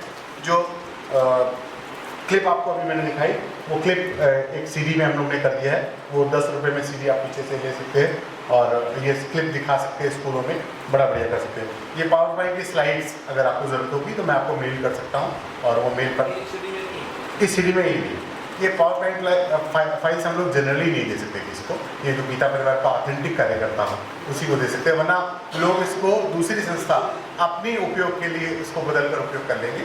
तो उतनी सावधानी हम लोग को रखनी पड़ती है कि ये स्लाइड्स की बहुत रिसर्च और बहुत मेहनत से ये स्लाइड्स बनती हैं। आपने जो देखा वो ऐसे ही उपलब्ध मैटर नहीं है, आप सबको लगा कि नई बात है, आपने नई तरीके से वो जानी है, उसके लिए बड़ी रिसर्च करके वो सारे मैटर्स कलेक्ट किए जाते हैं। इसलिए उसको आसानी से हम लोग ये नहीं चाहते कि दूसरी संस्थाएं उसको अपने किसी प्रोजेक्ट में उपयोग में ला लें, क्योंकि वरना उसका फिर मैटर का जो उपयोग है हम लोग का वो खत्म हो जाता है। हमारे को उसका ओनरशिप रख के गीता परिवार का अभी तक जितना साहित्य है वो सारा ओपन है, हम लोगों ने इसको क्लोज नहीं किया है, हमारे किसी बुक पे कॉपीराइट नहीं लिखा होता, तो हम लोग सब उसको ओपन ही रखते हैं। लेकिन फिर भी इतनी सावधानी कुछ जगह पर रखनी पड़ती है कि हमारे साधनों का दुरुपयोग नहीं हो जाए। तो इसलिए उसका हम लोग जो हमारे कार्यकर्ता ऑथेंटिक हो हम उसको मेल कर देते हैं, सीडीज़ में हम क्लिप दे देते हैं, लेकिन वो पावर पॉइंट की स्लाइड्स नहीं देते। तो ये पावर पॉइंट की स्लाइड्स आप हमसे मेल पे ले सकते हैं। आप स्कूलों में जाकर बात करना चाहें, किसी भी जगह पर आप 10 स्कूल अगर आरंभ करेंगे तो मैं उस जगह पर स्वयं आकर 4 घंटे की ट्रेनिंग की प्रोग्राम रहता है हमारा, 2 घंटे का एक सेशन, 20 मिनट का ब्रेक और फिर 2 घंटे का एक सेशन। हम टीचर्स का एक ट्रेनिंग प्रोग्राम ऑर्गेनाइज कर सकते हैं आपके शहर में और मैं स्वयं आकर वहाँ पर ट्रेनिंग करूँगा। बॉम्बे में हम लोग के 10 स्कूल आरंभ हो गए, मॉड्यूल बनाया है। तो कक्षा 5 में मातृ पितृभक्ति, ईश्वर भक्ति और मृदु भाषा, ये 3 गुण पढ़ाते हैं हम। कक्षा 6 में अहिंसा, विनम्रता और आज्ञा पालन, ये 3 गुण पढ़ाते हैं। कक्षा 7 में साहस, अस्तेय ईमानदारी और कर्तव्य निष्ठा, ये गुण पढ़ाते हैं हम। कक्षा 9 में देश प्रेम, दान, चैरिटी और संस्कृति प्रेम, लव और कल्चर, ये पढ़ाते हैं। कक्षा 8 में दक्षता, सत्य और सेवा, ये पढ़ाते हैं। कक्षा 10 में दृढ़ निश्चय, अभय और जिज्ञासा, इंक्विजिटिवनेस, ये पढ़ाते हैं। कक्षा 11 में सादगी, एकाग्रता और अध्यात्म, स्पिरिचुअलिटी, ये हम पढ़ाते हैं। इस प्रकार से 3-3 गुणों की ट्रेनिंग हम हर कक्षा में करते हुए चलते हैं और उन बच्चों को बेस में इतना मजबूत कर देते हैं कि फिर वो आगे कहीं भी जाए, किसी भी फील्ड में जाए, उसका फंडामेंटल मजबूत है। अब वो कहीं भी जाएगा वो दूसरों का अच्छा करेगा, वो अपना भी अच्छा करेगा और दूसरों का अच्छा करेगा, ये उसका फंडामेंटल नहीं होता। वो कहीं डरेगा नहीं, उसको दृढ़ निश्चय पता है, उसने ध्रुव की कहानी पढ़ी है, उसको पता है असाध्य को भी साधा जा सकता है अगर कितनी विल पावर से हम चले। तो वो सब कहानियाँ हमने हर गुण की 5-5 कहानियाँ संकेत के रूप में पुस्तकों में लिखी भी है। उसके लिए बड़ा मैराथन काम 125 कहानियाँ लिखने का बाबूजी ने किया और उसको संकलन करके और बड़ा उन्होंने उसके ऊपर बहुत सारा मंथन हुआ, बहुत सारे लोगों के इनपुट्स लेकर, और अभी उसका सेकेंड एडिशन आया तो उसमें फिर बहुत सारे चेंजेस किए गए। और हम लोग ज़्यादातर अभी तक अंग्रेजी माध्यम के स्कूलों के साथ काम कर रहे हैं, इंग्लिश मीडियम स्कूल्स, तो उनको बड़ी मुश्किल आती है कि उनको सामान्य हिंदी शब्दों के भी अर्थ पता होते नहीं। तो उन्होंने फिर बहुत सारे शब्दों के इंग्लिश ट्रांसलेशन उसके बगल में ऐड किए अल्टरनेटिव वर्ड्स के रूप में, ताकि वो समझने में आसानी हो। ये सेकेंड एडिशन में आया और इस एडिशन में संस्कार साधना जो आप हम प्रेयर गाए, कल भी वंदे मातरम पे और आज भी गाई, ये स्वामी जी ने लिखकर इन पुस्तकों के लिए भेजी और इस रामनवमी में भेजी और 8 तारीख को वो भेजी गई और हम लोग 11 तारीख को पुस्तक लेकर यहाँ खड़े। तो ये हम लोग का काम करने का बल है, ऊर्जा है और तरीका है। और आप ये संस्कार सृजन का काम अपने अपने क्षेत्रों में करें। हमारा जिन स्कूलों में परिचय है हम उनमें जाएं, बात करें। आपको उस विषय में जो शंका हो और क्लैरिटी चाहिए, आप मेरे से घंटों फ़ोन पे बात करिए, आप मेरे से ईमेल्स पे डिस्कशन करिए। और मेरा तो जीवन मैंने इसी काम के लिए दिया है, तो मैं 24 घंटा उस काम के लिए आपकी सेवा में उपलब्ध रहूँगा और जितना हो सकता है उतना अपनी ऊर्जा से और अपनी क्षमता से आपको उस विषय में संतुष्ट करने का प्रयास करूँगा। आप सब ये इनिशिएटिव लेकर एक बहुत बड़ा काम कर सकते हैं, क्योंकि केंद्रों में जो काम करते हैं उस काम का महत्व बहुत ज़्यादा है। वो काम बहुत डेप्थ में होता है, लेकिन वो होता थोड़े बच्चों के साथ है। वो 50 बच्चे या 100 बच्चों के साथ ही हम एक केंद्र पर काम कर सकते हैं। एक स्कूल जब हमसे जुड़ता है तो वहाँ मिनिमम 1000 होते हैं। हम जिन स्कूलों में काम कर रहे हैं वहाँ 3000 5000 बच्चे तक हैं, तो हम बहुत आसानी से बड़ी संख्या पर एक संक्रमण कर पाते हैं अच्छी बातों का। तो ये इस दृष्टि से हम लोगों ने अपने 25 वर्षों का अनुभव को इकट्ठा करके और उसको इन संस्कार सृजन के मॉड्यूल में लाने का प्रयास किया। हमारे पास स्लाइड्स और भी हैं। कक्षा 1 से 4 का कोर्स समझाने के लिए स्लाइड है, कक्षा 5 से 11 का कोर्स समझाने के लिए भी स्लाइड है। वो सारी स्लाइड्स भी आपको हम और दे देंगे और हम उसको बनाते ही रहते हैं हर बार। अभी मुंबई में मेरी मई में वर्कशॉप होगी तो फिर उसमें कुछ नई स्लाइड्स हम लोग क्रिएट करेंगे, तो वो भी आपको रेगुलर अपडेशन मिलेगा।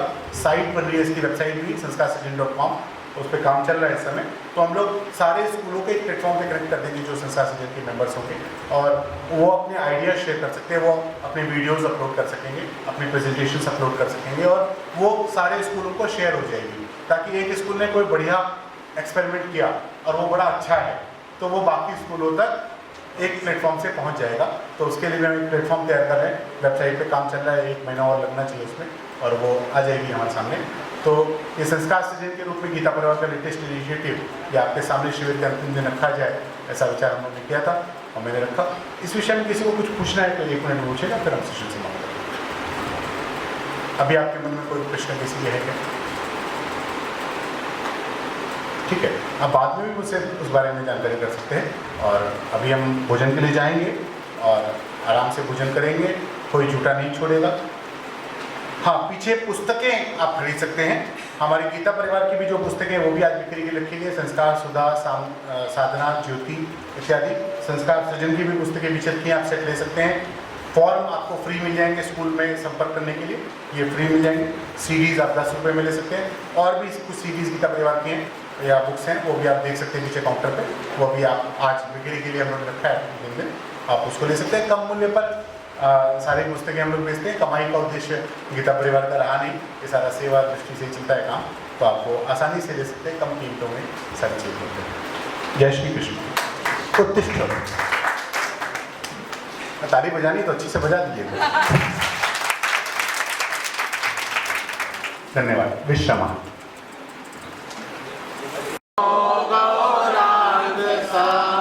स्वाभिमान प्रताप साहु, बहुत सुंदर। जलती शहीदों की चिता से हृदय में अंगार ले, संग्राममय जीवन धरा पर विजय रथ ले हम चले। सद्गुणों की साधना में देय ज्योति नित जले, संग्राममय जीवन धरा पर विजय रथ ले हम चले, विजय रथ ले हम चले, विजय रथ ले हम चले। जो नए लोग सोच रहे हैं कि हम अपने क्षेत्र में एक केंद्र आरंभ करेंगे, या फिर पुराने लोग सोच रहे हैं कि हम एक केंद्र बढ़ाएंगे, वो खड़े हो जाएंगे। बहुत बढ़िया, ठीक है। मैं चाहूँगा एक एक जन आप बतावें कि आप कहाँ का केंद्र शुरू करेंगे। कॉर्डलेस माइक देंगे, स्थान से करेंगे, वर्ग करेंगे कि साप्ताहिक केंद्र करेंगे? मैं गोपाल सिंह। साप्ताहिक केंद्र श्री हनुमान जी मंदिर, जी के हनुमान जी हैं, कंसुआ DCM रोड में स्थित है। कौन से शहर में? कोटा शहर में। अच्छा। प्राचीन मंदिर है कर्णेश्वर महादेव मंदिर के नाम से, उसी के पास में है झिरी के हनुमान जी। उस मंदिर में मैं एक साप्ताहिक केंद्र प्रस्तुत करूँगा।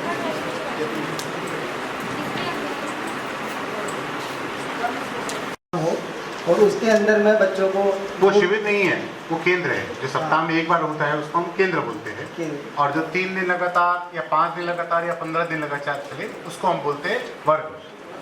और शिविर बोलते हैं जिसमें बच्चे आकर हमारे पास रहते हैं उसको। तो सप्ताह में कम से कम एक बार मैं आकर वहाँ पर अपनी कला का जो भी मेरे पास है मैं उनको देने की कोशिश करूँगा, भगवत गीता के साथ। भगवत गीता के साथ। हाँ, साप्ताहिक केंद्र। साप्ताहिक। बहुत जोरदार अभिनंदन भैया का। कोटा में 2 केंद्र शुरू होने के बाद बहुत सुंदर।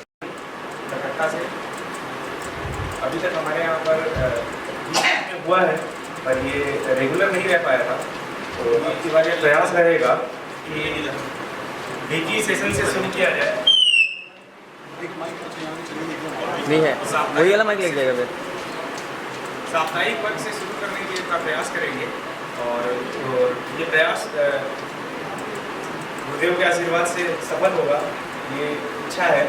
और इसके अंदर में सभी तरीके की जो चीज़ें हमने सीखी हैं, हम तो गुरुदेव से जुड़े हुए हैं, तो कुछ ना कुछ उसके अंदर में सारी चीज़ों को समाहित करके अपने बड़ों को साथ में लेकर के उनको उनसे आशीर्वाद लेकर कलकत्ता शहर के जिन लोगों ने थोड़ा बहुत किया है उनको फिर से जोड़ने का प्रयास करेंगे, जिनसे कि एक कड़ी बन सके।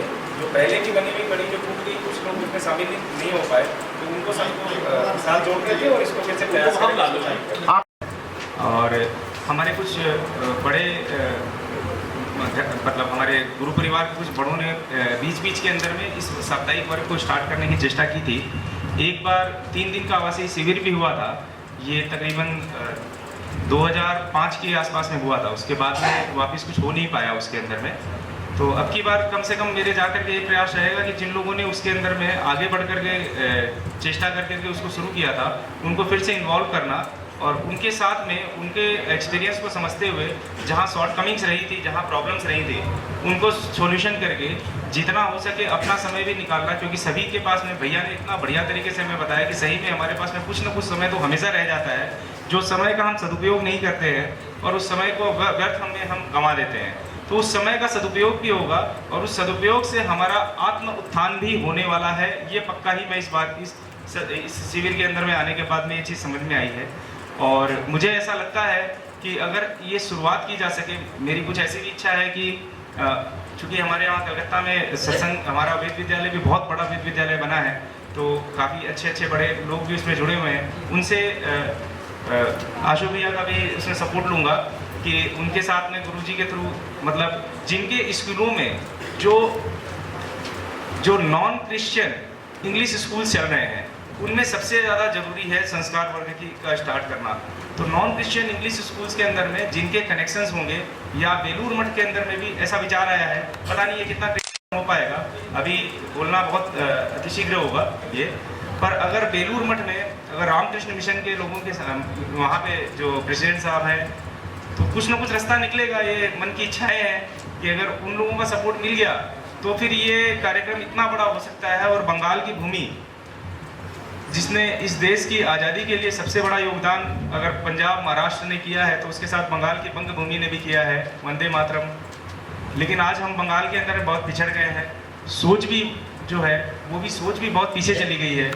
आज सब चीज़ें पॉलिटिक्स के साथ में जोड़ के देखी जा रही है।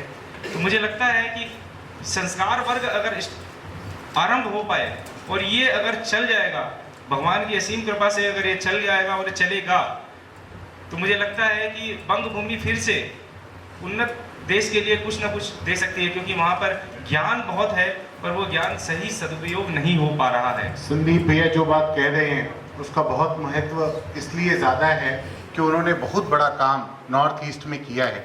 वहाँ पर अनेक वेद विद्यालयों की स्थापना से लेकर बहुत बड़ा हिंदू जन जागरण का काम, जो कि 95% कन्वर्टेड क्रिश्चियन एरियाज़ में जाकर, जहाँ जान का खतरा भी होता है, उस एरियाज़ में भी जाकर और बहुत बड़ी मात्रा में उन्होंने अपने सहयोगियों को निर्माण करके वहाँ पे वो काम किया है। इसलिए वो जो बात कह रहे हैं उसका बड़ा वेटेज हम मानते हैं, और जितना वो बता रहे हैं उतना वो प्रयास करके उस काम को करेंगे ही, ऐसा हमारा विश्वास है। हम उनका अभिनंदन करेंगे जोरदार तालियों के साथ।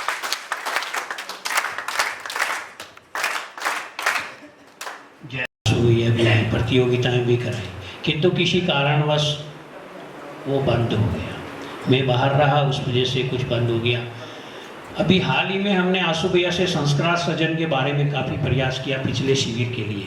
आशु भैया बुरा मत मानिएगा, सबके सामने कह रहा हूँ, आशु भैया को समय नहीं मिला 7 महीने तक। अब आशु भैया ने मेरे को ये भरोसा दिलाया और मैंने 3 कॉलेज तैयार कर रखे हैं। 3 के मेरे पास 500 रुपये और फार्म एक्सेप्ट करके आ चुका है।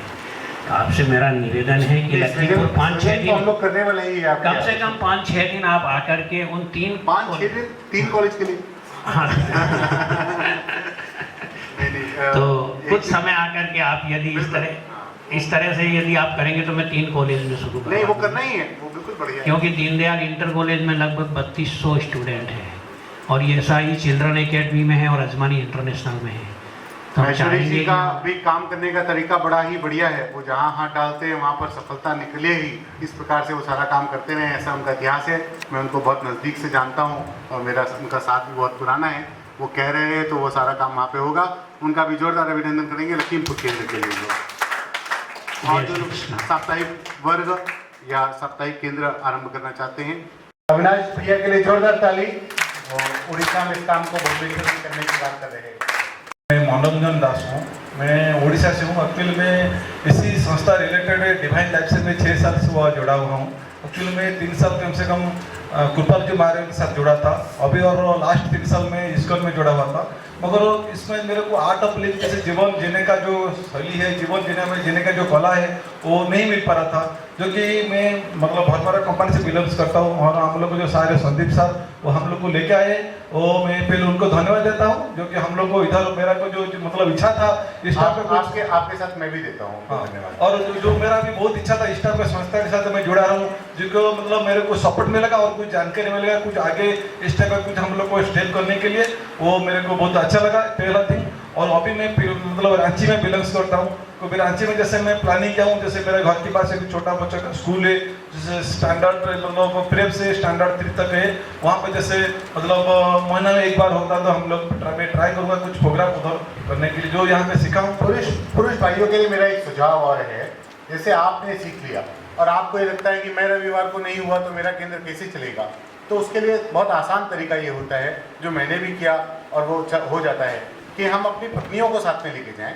और जिस समय मैं नहीं होऊंगा, आपका केंद्र 10 सप्ताह भी चल गया तो वहाँ पर एक आध बच्चा ही ऐसा तैयार हो जाता है जो वो केंद्र ले ले, और मेरी धर्मपत्नी भी अगर वहाँ जाकर खड़ी हो जाएगी कार्यकर्ता रूप में, तो व्यवस्थापन भी ठीक ठाक हो जाता है। तो उतना वो आसानी से हो जाने वाली चीज़ है। इतना बड़ा लंबा चौड़ा फॉर्मेट नहीं है कि मैं नहीं हुआ तो वो कोलैप्स हो जाएगा। अगर 1 सप्ताह में नहीं हुआ तो वो 1 सप्ताह चल जाएगा। वहाँ का कोई बच्चा और मेरी पत्नी और कोई और कार्यकर्ता हमारे साथी अगर जुड़ गए तो वो मिलकर उसको चला सकते हैं। धन्यवाद। बहुत अच्छा। आपका शुभ नाम? मनोरंजन दास। मनोरंजन जी तो जरूर कुछ करेंगे। ये जिस दिन शिविर में पधारे उस दिन से ये बात बहुत जोर से पूछ रहे मैं क्या कर सकता हूँ। मैंने कहा आप ठहरो 3 दिन, फिर ये दूसरे दिन पूछते नहीं मैं क्या कर सकता हूँ। मैंने कहा आप तीसरे दिन मेरे से पूछना, अगर आपको सारी समाधान मिल गया हाँ दिन में। धन्यवाद। मेरे मन में तो एक दिन ऐसा संकल्प जगा कि मैं रोज काम करूं, तो शुरू कर दिया रोज काम। तो हमने बाल भवन ही शुरू कर दिया, और जैसे कि आशु भैया ने बताया तो मैंने अपने धर्मपत्नी को वहाँ जोड़ दिया। मैं साल में 1 दिन जाता हूँ, लेकिन संगमनेर का बाल भवन रोज चलता है 200 बच्चों का रोज। तो धर्मपत्नी में बहुत ताकत होती है। आप लोग इसको जरा गौर करें। आशु भैया ने बहुत सही ट्रेनिंग दी।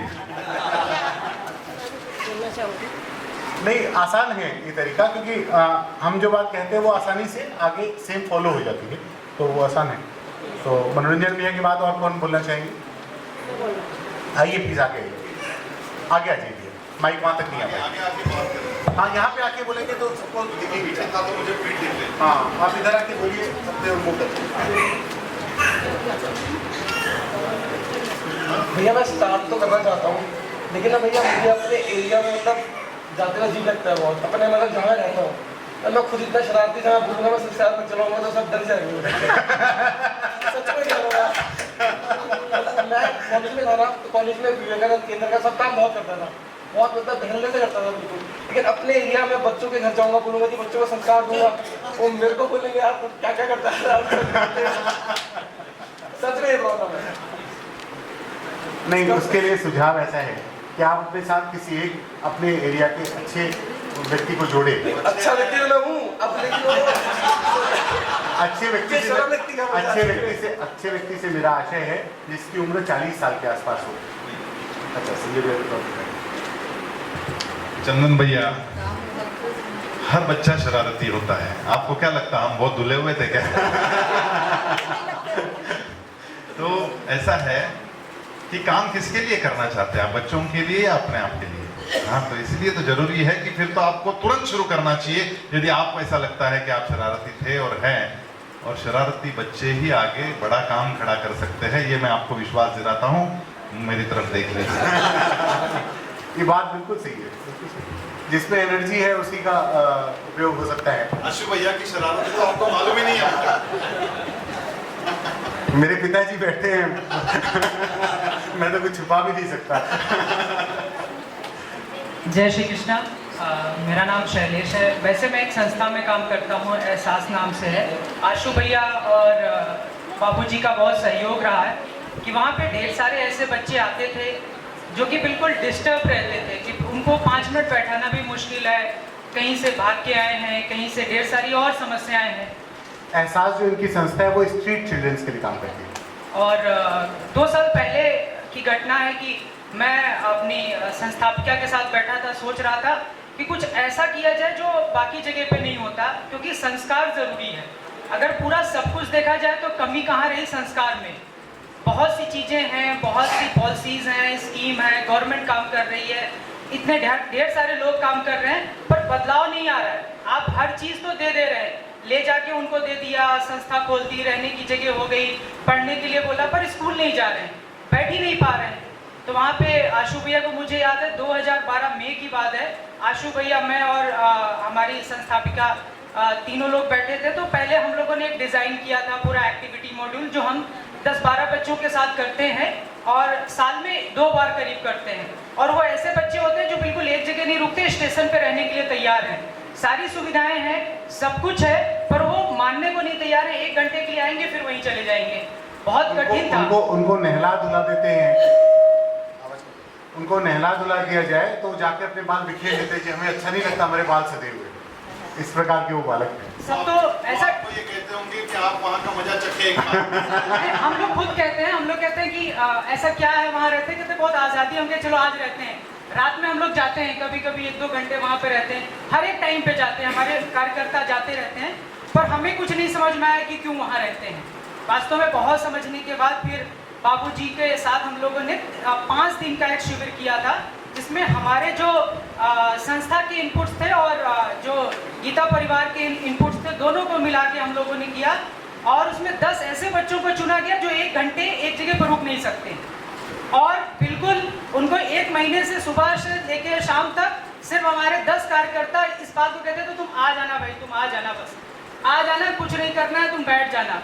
उसके बाद का जितना भी विश्वास था वो हमें अपने ऊपर और भैया और बाबूजी के ऊपर था। उनकी पूरी टीम आती थी, सुबह से हम लोग शुरू करते थे 5 बजे से, इससे भी ज़्यादा हैक्टिक था, 5 बजे से स्टार्ट करते थे और रात के 11 बजे तक कुछ ना कुछ कराते रहते थे कि 1 मिनट के लिए छोड़ा तो हो सकता है सब चले जाएं लखनऊ वापस जो है अपनी जगह पे, और वो भी दूर ले गए थे, करीब 20 किलोमीटर दूर, जहाँ आसपास कुछ है नहीं, जा नहीं सकते।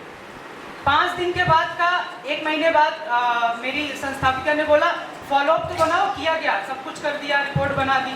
जब मैंने फॉलोअप बनाया और जिस संस्था के तहत हम लोग काम करते हैं, जो एनालिसिस करते हैं, जब उनको दिया तो उन्होंने कहा इसमें नया क्या था। तो वहाँ से ढेर सारे लोग आए कि आपने किया क्या था।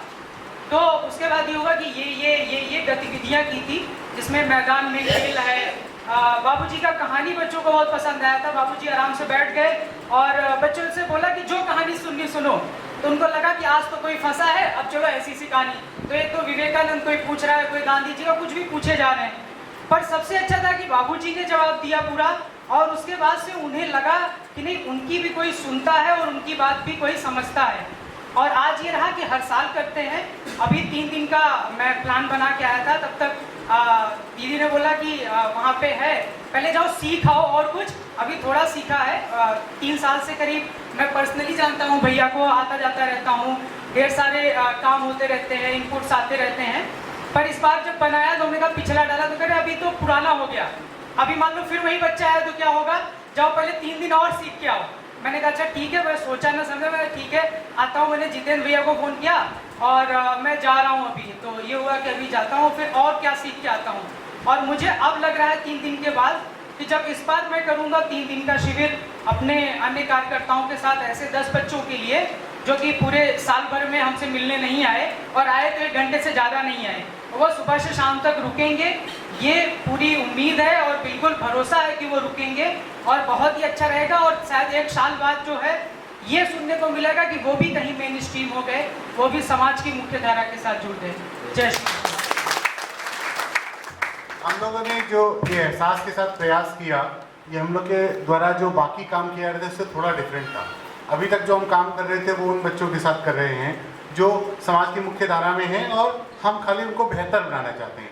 लेकिन ये जो बच्चे हैं ये समाज के लिए नेगेटिव है, यही बड़े होकर क्रिमिनल्स बनते हैं, पॉकेट मार बनते हैं और ये बहुत सारी गलत आदतें में रहने के कारण इनकी सारी पूरी लाइफस्टाइल वो समाज के लिए केवल विध्वंसक होती है। उस विध्वंसक एलिमेंट्स को हम कंस्ट्रक्टिव अप्रोच में कन्वर्ट कर सके, उसके लिए वो सारा प्रयास वो संस्था बड़ी मन से करती है और हमारे पास जो भी हमारी समझ है उसकी दृष्टि से हम लोग भी सहयोग करते हैं। और जो ये लोग एनालिसिस वगैरह इनका बड़ा स्ट्रांग है एहसास संस्था का, तो ये एनालिसिस करते हैं, रिपोर्ट करते हैं, फॉलोअप करते हैं। उसके बाद जो उसके रिजल्ट्स आए वो वास्तव में बहुत अच्छे आए। हम जब भी उसको बारे में बात करते हैं तो हमको बड़ा अच्छा फील होता है कि हम लोग ने जो निगेटिव जा रहा था, बिल्कुल उल्टा ही चला जा रहा था, उसको कम से कम इधर मोड़ के खड़ा तो कर दिया। अब उसकी स्पीड कितनी है ये सबकी अपनी पात्रता अलग अलग है, लेकिन उसका डायरेक्शन जो बिल्कुल नेगेटिव था, जो समाज के लिए नुकसानकारी था, वो फायदेमंद की ओर जुड़ गया। वो अपनी लाइफ का हित सोचने लगा, अपने लाइफ का हित सोचते ही वो समाज का हित सोचने लग गया और ये सारा काम बड़ा अच्छे तरीके से हो रहा है। हम लोग आगे की बात अपने 8:30 वाले सत्र में करेंगे, 9:15 बजे वाले 8:30 बजे वाले सत्र में करेंगे। अपने कितना है नेक्स्ट? नहीं, भोजन के बाद वाला सत्र 8:45 बजे जब हम लेंगे तो बाकी जो बच्चे हैं भाई बहन और जो अपने केंद्र की बात बताना चाहते हैं, और तब तक और भी जो लोग मन में ये संकल्प करें कि हम कोई एक साप्ताहिक केंद्र या हम एक वर्ग लेना चाहते हैं, वो सब लोग अपना संकल्प यहाँ पे दोहराएंगे। हम सब लोग मिलेंगे। अभी हम लोग चलेंगे हनुमान जयंती का उत्सव मनाने के लिए। हनुमान जी का बर्थडे है, जोर शोर से मनाकर हम लोग चित्रकूट धाम में हनुमान जी का जन्मदिन का उत्सव मनाया जाए। इससे बढ़िया क्या हो सकता है। ये अपने आप में हम लोग के लिए सौभाग्य है कि हम लोग को ऐसा अवसर मिला है। कतार बनाकर जैसी पूर्व सूचना थी वैसे करेंगे। गीत गाने वाले महेश्वरी जी और बाकी सब लोग ध्यान देंगे। हम लोग आज रास्ते में जो गायन करेंगे वो केवल हनुमान जी पर ही करेंगे। सावधान, उत्तिष्ठ, विश्रम, जल्दी से बाहर दो पंक्ति।